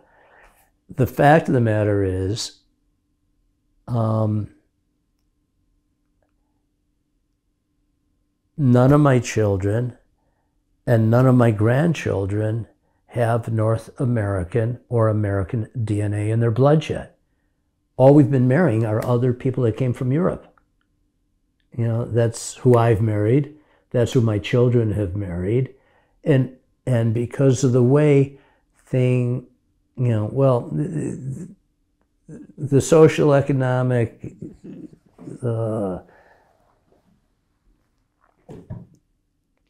intellectual class that I belong to in America is moving away from that kind of model of you only marry your own, you only connect with your own. So possibly my grandchildren, my great-grandchildren, other ethnicities, other races, other religions have already been brought into it, but right now, nobody in my line, either going further or coming from above, from my parents to me, or my children and grandchildren, have any American in them at all. It's all European. And I've said this, when people start talking about, their nationality, and I'm American, I said, no, you aren't. So what are you talking about? I said, you're European. So what are you talking about? I've never been to Europe. I said, who are your parents? Who are your grandparents? What about your children? They're European. Has anybody married a Native American? Has anybody married anybody from Africa? Has anybody married anybody from South America that possibly has South American, Native, Indian blood in them? Has anybody married anybody from China, from Laos, from Vietnam? Is anybody, I said, no, everybody I know, probably 98% of the people, probably 98% of the people I know, and their children, they're European. They've been living in America, but, so again, when you ask that question to me, I take a look at these and I say, these are social constructs. So when I really identify, there's my reactions, my responses, who I am, I'm American, I'm, very much American, I think, in the way I act and the way I live my life, and the way I go about things, and what my expectations are, the way I approach problem solving is very, very American. My attitudes are very, very American. And that's the way I was brought up. But who I am, it's, I could just default to that, or I could take a look and say, no, it's really much more complex than that. Yeah. And who any of us are we just that last, for me now, 78 years of bringing experiences into this body and this mind and this heart, or is it all the stuff that made that preceded that? Well, obviously, the last 78 years have had a very, very big impact on who I am. But I don't let it rest there, and I wish other people would not let it rest there, because that, I think, is a really dangerous way to live, is, just to let it rest on, this is who I am. It's, it's been all my experiences of my life, and it's going to define how I think and how I feel and how I go forward and the decisions that I make. So, and this too, I see reflected in, in the, so much of the politics that are swirling around right now, because that's where everybody's stuck, is in this this pride of who they are. That's a very, very short-sighted and dangerous pride. Very, very dangerous. So, I don't know if that's, I mean, certainly. That's, of course, that's, I don't have answer for my questions. Right. Answers. Right. But do you remember your grandparents? Yeah. Yeah. Can you tell a bit about them? What kind of people they were, and how they behave? Yeah, on my mother's side, my mother's mother was always sick. From my earliest memories of her, I don't remember her walking. I always remembered her in bed, and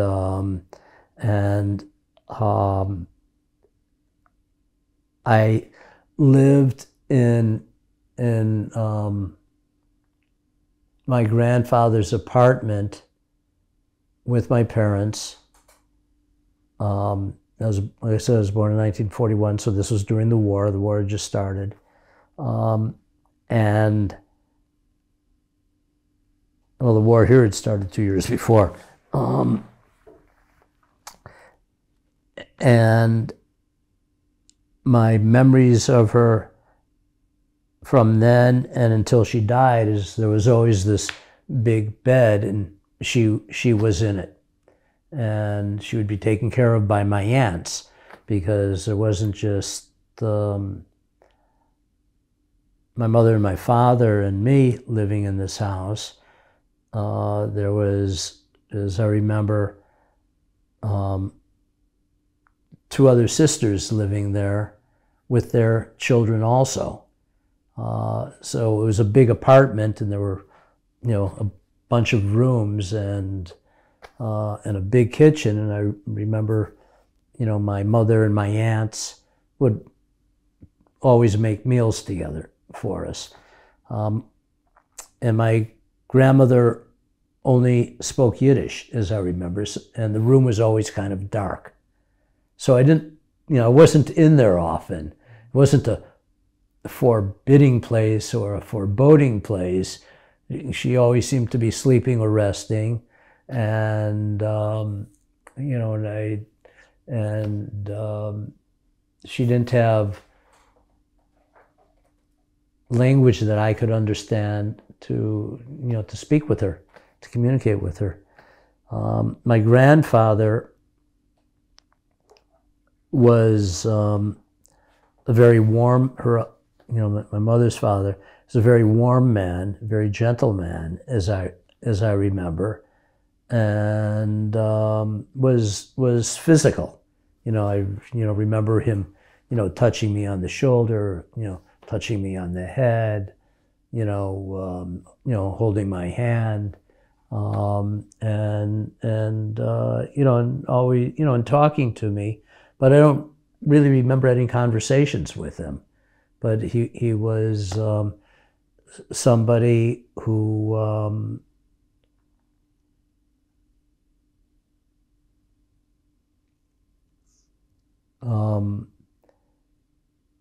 showed care and concern and warmth and affection for his grandchildren and his daughters. He had 5 daughters.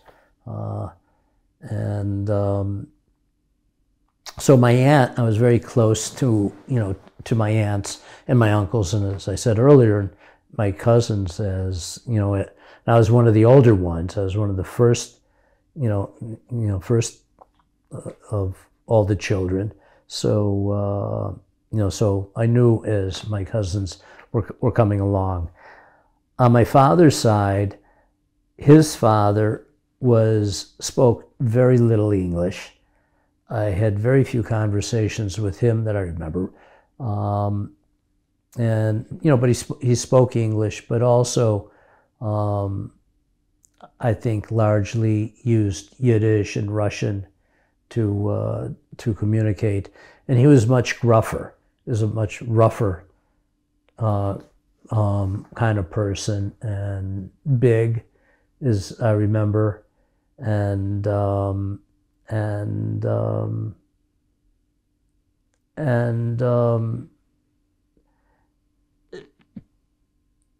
he didn't have a sense of menace about himself, but he had a sense of, you better be careful what you say to him and how you say it.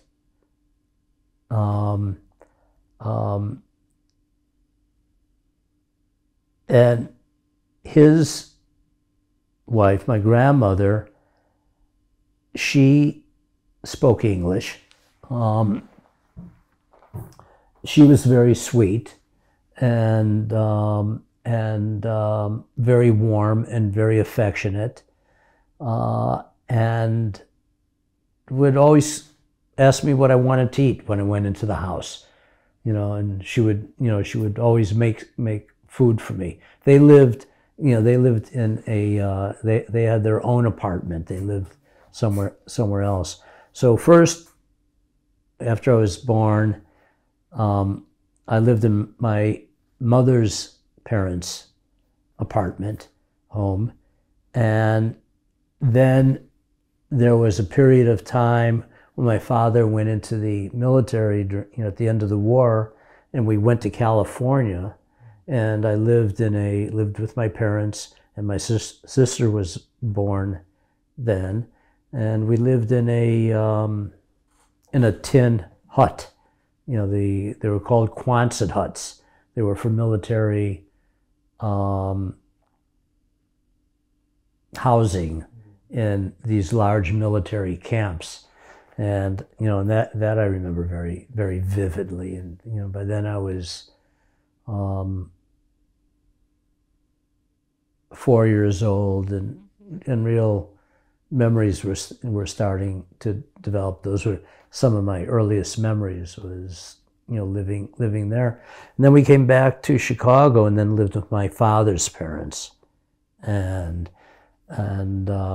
his younger sister, my aunt, who was a few years older than me. And she was grandmother had her when she was, I think, 50. So she was very, pretty old for delivering a child at that point. And so we all lived together in their house, and it was a different feeling than my mother's house, as I remembered. And my father's father was just this gruffer person. He would come in and he would pinch my cheek, and he'd give he'd twist it, and it was painful. So, and that's how all of the cousins on that side always describe him. Yeah, he would come in, so it was his thing was to grab his grandchildren's cheek, and, Can you name them? What were the names of? Yeah, my grandfather David, my grandmother Anna, my grandfather Harry, and my grandmother Eva. Because my father's parents were Harry and Eva, and my mother's parents were David and Anna. So. But they, do you know if they have different names? If all of them immigrated? Oh, well, it would have been the name that it probably would have been David Klieger and Anna DeWuge and Herschel and Eva Metnick. I do have some papers, and in fact, at one time I came and I met with somebody at Ringelblum, and I brought with, there was a pretty extensive family tree on my mother's side. That's the one that this cousin Gary of mine, has been working on and expanding. And that has all, all of the names, and because with all the women, of course, it changes each time they get married. It becomes, adopts the husband's names, and then when you come to America, it changed. But there weren't, there weren't big changes on my mother's side, when it came to America. On my grandfather's side, I don't know. I haven't been able to really explore that yet. But I do know that we thought for a long time that we were the only Metniks in America. Well, that wasn't true. Obviously it was. And we found, others since. Because occasionally when I've Googled myself to see if there's something out there that I didn't know about, or there was some show, or this might show up on Google, or somebody says, I saw this thing on Google. I said, I didn't even know about it. What are you talking about? And they said, well, there's this blah, blah, blah, blah, blah. And I said, really? So, so then I go looking for it. So when I've done that, a whole lot of Metniks come up now. So, and some of them I know, with a little research that, a few years ago, I began searching for, on that side of my family for more. It was easier. It was an easier search for me because I knew that my grandfather, when he left Russia, he came with his younger sister. Okay, and they both came to Chicago. So there's my grandfather, my father's line, and his brothers and sisters, and he had a sister, and I knew of that line too, and I was able to extend for the Metniks, that whole Rosa Metnik's descendants, who she married, their children, their children's children, so I've been able to take that down. On my grandfather's side, Harry, I've been able to build that out. There was another brother, Joseph, who went to Argentina. We lost touch with them in the 1950s. All I know is that my father occasionally referred to his uncle and that he had family in Argentina.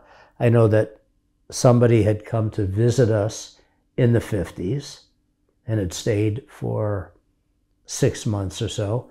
I know that, well, my parents never went to Argentina. They went to Caracas to visit, my mother's side of the family many years ago.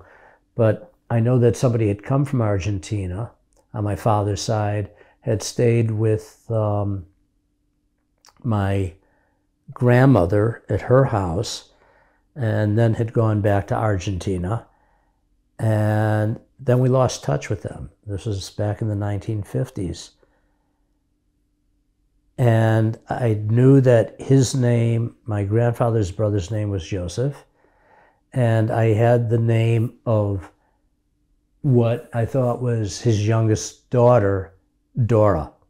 So all I had was, there was a Joseph Metnik, and there was at least one descendant, Dora Metnik. My ex-wife's sister, and I'm very close to my ex-wife and her family, and her sister, and her two sisters and their children. Um,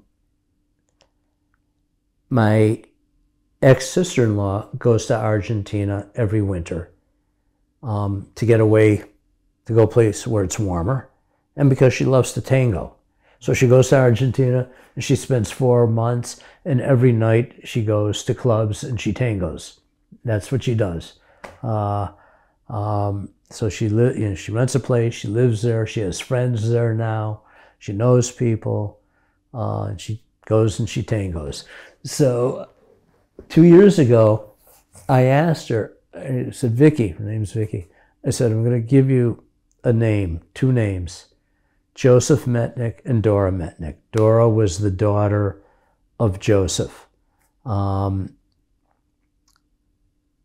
you're there, can you do me a favor? Go to the Jewish Community Center, or whatever is the largest organization of Jews in Argentina, and introduce yourself. Tell them you have a brother-in-law, an ex-brother-in-law, who's searching for family here. He has only 2 names, Joseph Metnick and Dora Metnick. Joseph Metnick would have come to Argentina around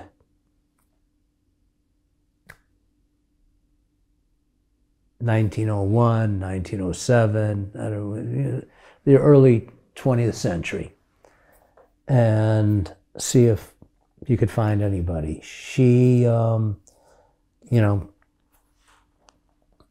was alive. We lost touch 50 years ago, 60 years ago. We lost touch with them. And she was young then. She'd probably be in her 80s now. About 3 months later, I get a email from Vicky, from my sister-in-law. She said, call this number, ask for Eliza. That's your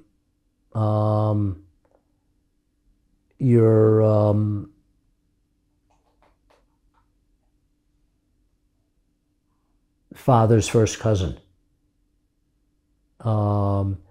She was Joseph's descendant. She's the last of the daughters that's still alive. And there was a younger Dora wasn't the oldest one. Dora wasn't the youngest one. Dora was and like my father's family, there were I think there were 3 daughters and one son. My father's family, there were 2 sons and 2 daughters, or 3 sons and 2 daughters.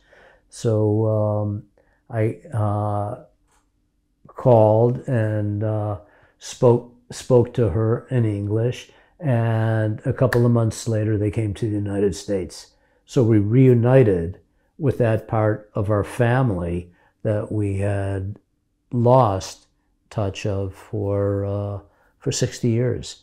So I found them, and now we're in touch with them, and I was able to fill out that last branch of the family tree, on that side of the family, and found out that the third daughter, there was Elisa, and there was one other daughter. I'm trying to remember what her name was, but they gave me her name, and she married somebody from Argentina, and they made Aliyah to Israel, and they had 2 children, and all they knew, this was, my newly discovered relatives in Argentina, all they knew is that the parents had died and that the son had been killed in one of the wars.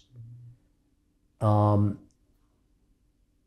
was it? When was I in Israel last? It was 3 years ago, 2015, 2016. I was here, I stopped here, then I went to Israel. I went to Crete, then I came back here. But when I was in Israel, I was in Israel for 5 days, and I went to, I wrote a friend of mine who actually I met here, an Israeli, who came here got Polish citizenship. I became friends with him. He since has gone back to Israel to care for his parents because they were sick. So I wrote Haggai, and I said, look, there's got to be a way of tracing this family because he was killed during a war, and Israel has records of all of their soldiers, and if they were killed in a war, they know where they were killed and how they were killed. Can you locate him?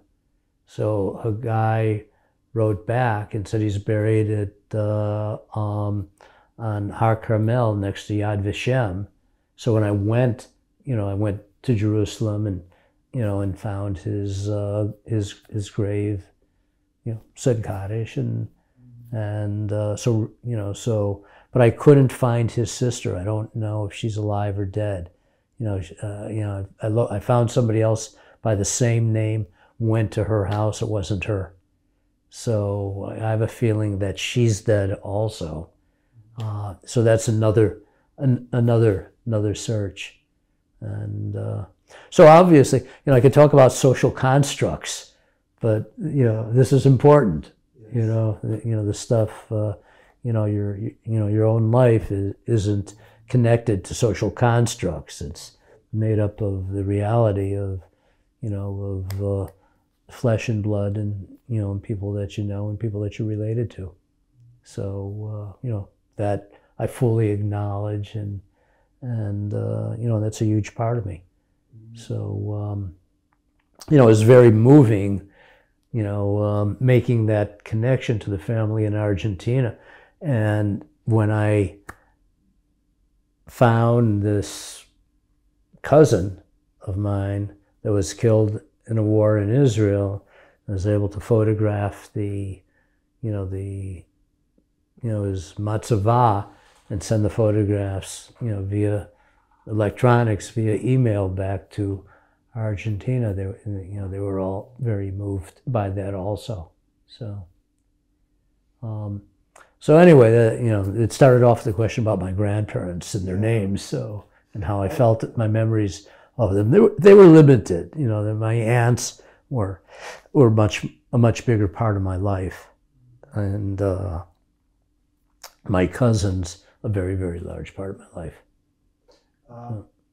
I have a last question for today. Yeah. Because there's a lot of subjects that we could talk more.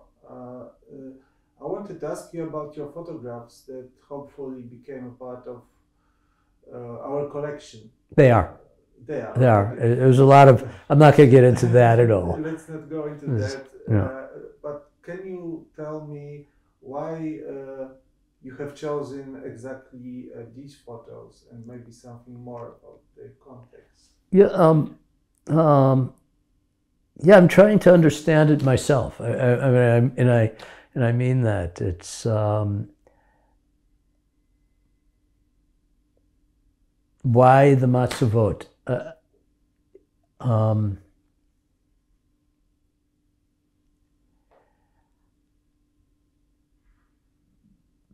Perhaps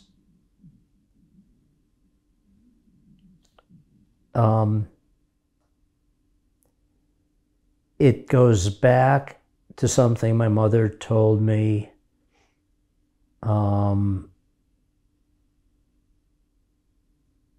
before she died, and this was probably shortly after it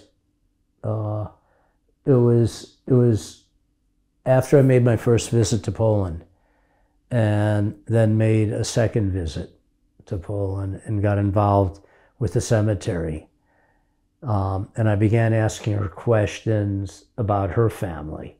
And, when I came back and I tried to find out about Sławotyce. And she took a book off the shelf. The title of it was Remembrance. And it was written by a relative of hers. And it's a Yitzhak book. Partly a Yitzhak book, partly a expansion of this man's family, of all of his living relatives, more so than the relatives of his that were killed or died here, although that too is part of the book. So it is a Yizkor book. And if it's based on one town, it would be Vdava, and which was just down the road from Slavatice. I realized in reading it that that's where the family was from. I met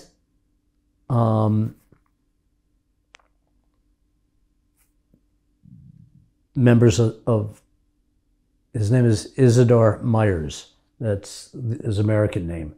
And this is a cousin of my mother's somehow. I met members of his family when I was very young. I remember traveling through Akron, Ohio, this, a city in Ohio where they lived. And I remember we stopped either Akron or Cleveland and had dinner with some people that were relatives of mine that I didn't know. I was too young. I couldn't connect, didn't connect to it. I was more interested in, my mother was going to take my sister and me to see the movie King Kong, the original. And I was more excited about doing that later that night and going to the movie theater than anything that was being discussed at the table. So, but in that book, there are photographs of members of my mother's family that were all killed in the Holocaust. I didn't know until that moment that there were over 100 members of my family that were killed in the Holocaust. I had no idea. That was never mentioned to any of us when we were growing up. It was only when she gave me that book and said, if you want to know more about Poland, here's this book. Isidore Myers sent it to me a couple of years ago. So here's the book, and in it there was this extensive family tree that has a lot of these connections that this other cousin that I talked about had also, because I showed it to him. But my mother said, your grandfather went back to Poland in 1935 or 1936. She wasn't clear on the date. She said to care for the cemetery, to make sure that the cemetery was endowed, that it was taken care of. I said, really?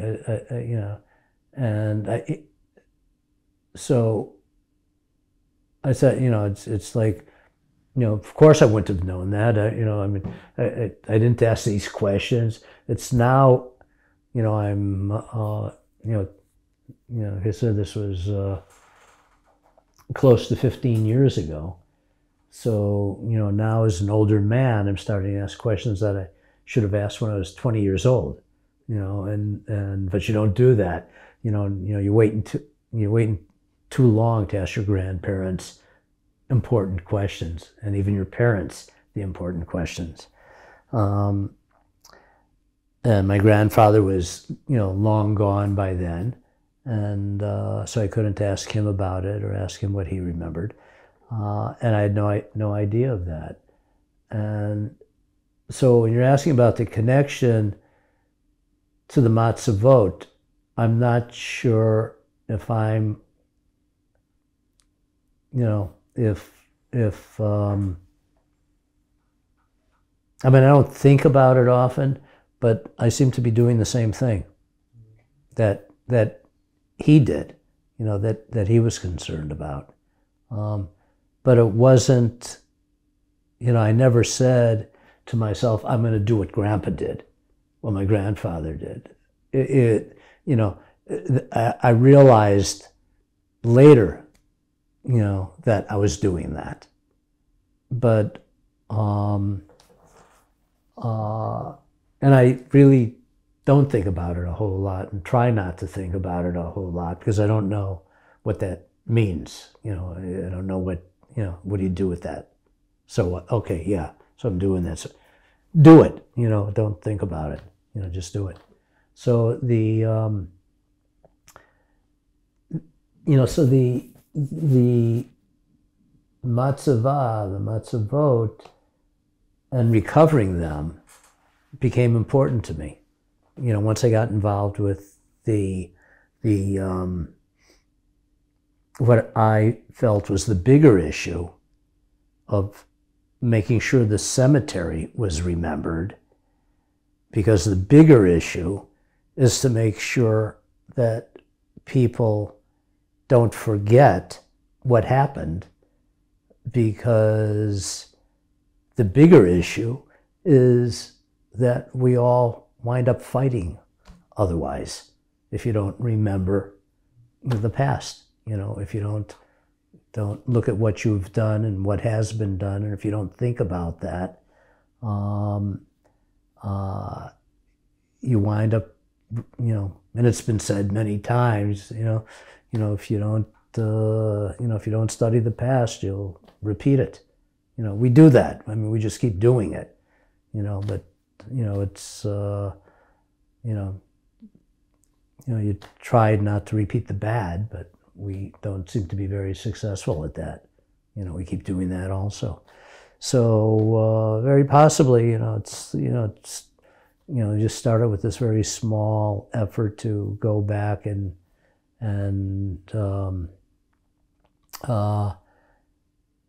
do something about a cemetery where my sister saw one matzava sitting there, and knowing this, learning the story of that so many of them were destroyed. So many Jewish cemeteries were destroyed here, and the matzavot all over were destroyed, and very few remained intact, and and the Jews were all destroyed, and very few remained intact. So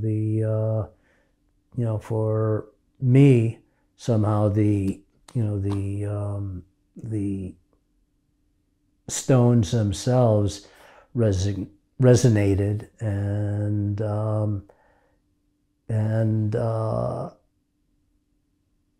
I began making photographs of them.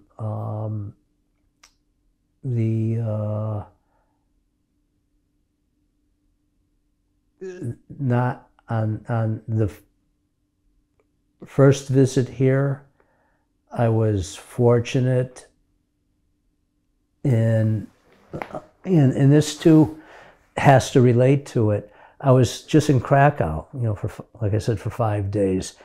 And I went, the first time I tried to get into the Ruma synagogue, the cemetery behind it. I couldn't. The guard there, whoever was, my sister said, she said, I think it was, it was Friday, it was Shabbat. She said, and I think they were just, closing it and shutting down for the day. That's why the guy wouldn't let you in. I didn't speak any Polish. He didn't speak any English. I tried Hebrew. That didn't work. So, but it was obvious, you aren't getting in, And so the next day was spent at Auschwitz. The day after that was spent at Auschwitz. My sister had taken off, for Warsaw and Sławotyce. And I went back to Ruma again, and the gate was open. And I walked in and I began photographing in there. And I think I spent 2 hours in there photographing, the matzavot, the graves, the back of the synagogue. And from that group of photographs, there were two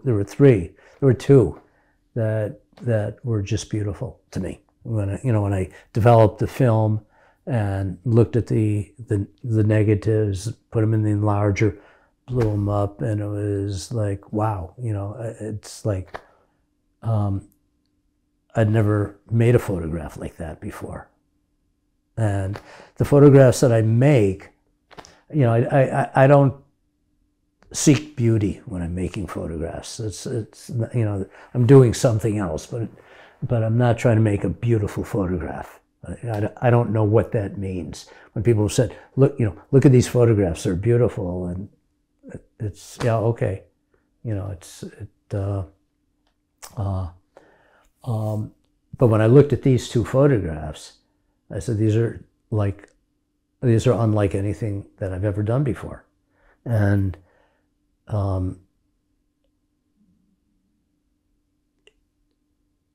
they're beautiful, and in a classical way, you know, and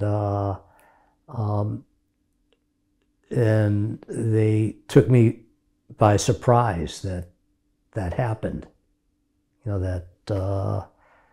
that came forth, and the next year when I came back,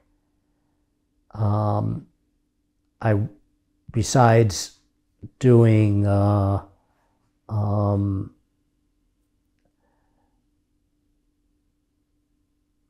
meeting with Fodes and the other thing, and then going to Subotica on that visit and meeting the mayor and seeing the cemetery, I also wanted to see Treblinka, Majdanek, Sobibor, and Belzec. So that trip, I did that. I went to all those sites, all those locations, and while I was in Majdanek, going to Majdanek, I stayed in Lublin, and I knew that there was an old Jewish cemetery and a new Jewish cemetery. So I made arrangements to visit both of those, and somebody had opened the gate for us to get into, my translator and me and my guide, to get into the old Lublin cemetery, which was locked at that time, and it was late in the day. It was summer or autumn, and the sun was going down. The light was terrible, and but the place was incredible. You know, it was like walking up a little hill and a path, and everything was overgrown, and there were matzavot that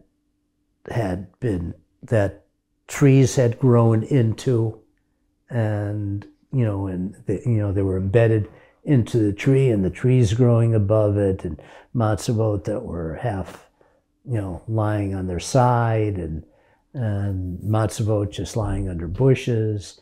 And I began photographing in there, and until the mosquitoes just descended and essentially chased me, chased me out, because I was getting bitten all over while I was photographing. And from that group of photographs, also a bunch of incredible photographs of matzavot emerged. At the same time that I was doing that, I was photographing people on the street, storefronts, buildings, landscape, all the other stuff, everything the signs, graffiti, people in cafes, buildings under construction, buildings being torn. I mean, everything. I walk around, and like I say, I go down streets and photograph what I see. But the matzavot began emerging as something other, something that and I had never identified myself as a Jewish artist or as an artist doing Jewish stuff. So just somebody, or a photographer, as a Jewish photographer, or a photographer doing Jewish stuff. I just take pictures. But all of a sudden this stuff started coming out that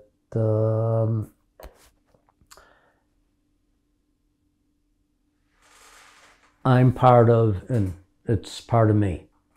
And I didn't know what to do with it, and I just let it be. I just let it go on.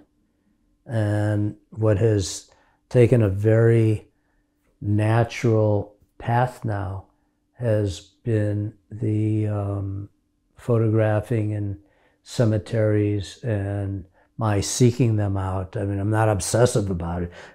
I don't have to do, fortunately, what Krzysztof Belowski had to do, which was go to every Jewish cemetery in the region, count the number of matzevot and photograph them all. When I go,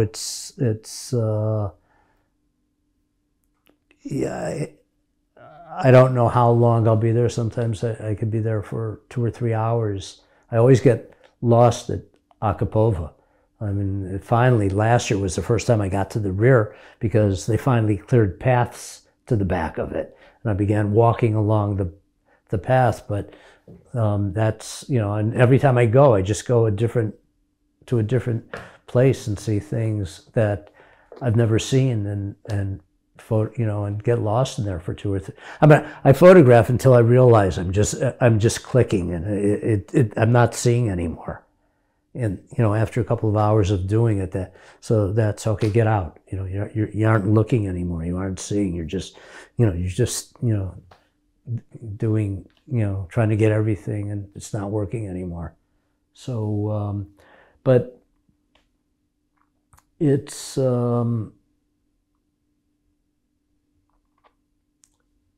It's what's happened. I've said to some people, and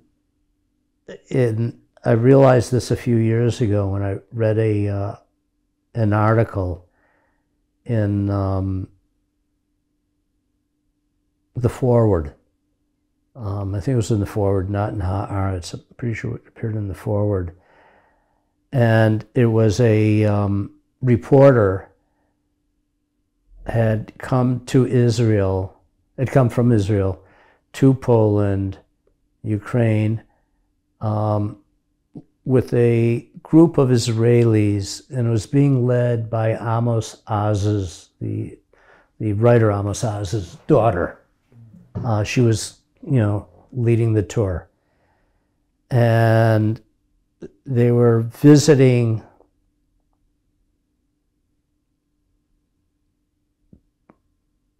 Jewish villages, places that had previously had large Jewish populations or Jewish populations. It included cemeteries. It included sites where there were the remnants of a synagogue, or there was still a synagogue there and maybe even being used in, Ukraine or, here in Poland. And he was talking about, why do Jews come back? Why do we seek these places? What's in it for us? This is Israel's position turned on its head when they say there's nothing in it for you. Come to Israel. This is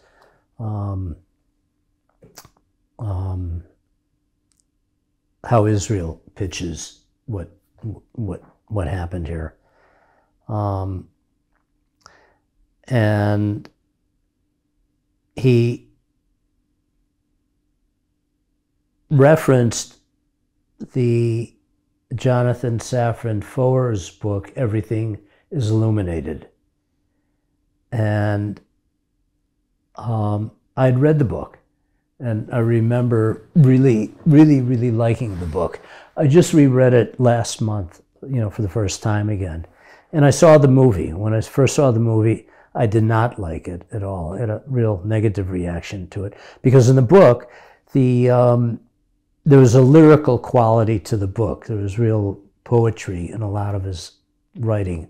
And I loved that. I loved the way he described Trachenbrod and the river and the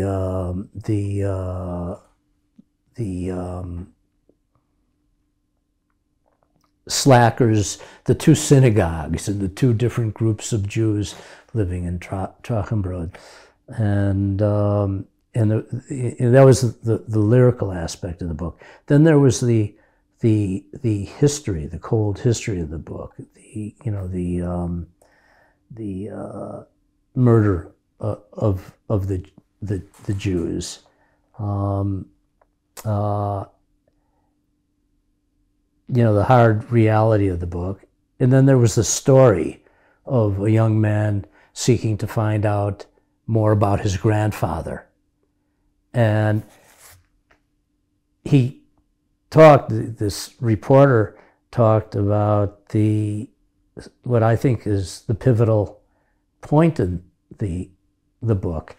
And that was the meeting in the house of that old woman that lived in this field of sunflowers, where Jonathan and Alex's grandfather meet this woman. And essentially, in the book is very different than the movie, but one thing happens in both of them that is the same.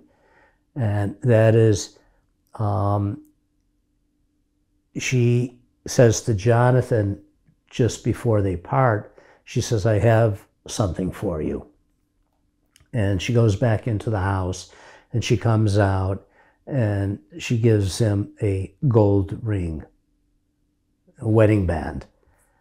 And Alex, the translator, the guide, says to the old woman,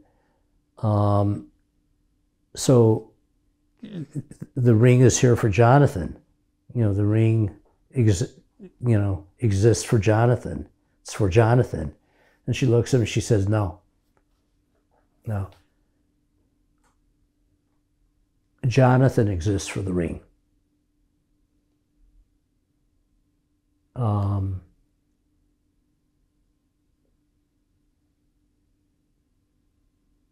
That's why Jonathan is here. And in a large way, that's his purpose in life. That's, he was born and created to come here and get this ring and know what happened, what it was about, to connect with the past again. And that moment, that you exist for something else, has resonated with me. When I read this article by this Israeli writer accompanying Amos Oz's daughter on a trip here, and asking the question, why do we come back? What are we seeking? What's this about? That's the closest answer I could, the best understanding that I have of what I might be doing. I don't know, but I'm not fighting it, and I know that I go to these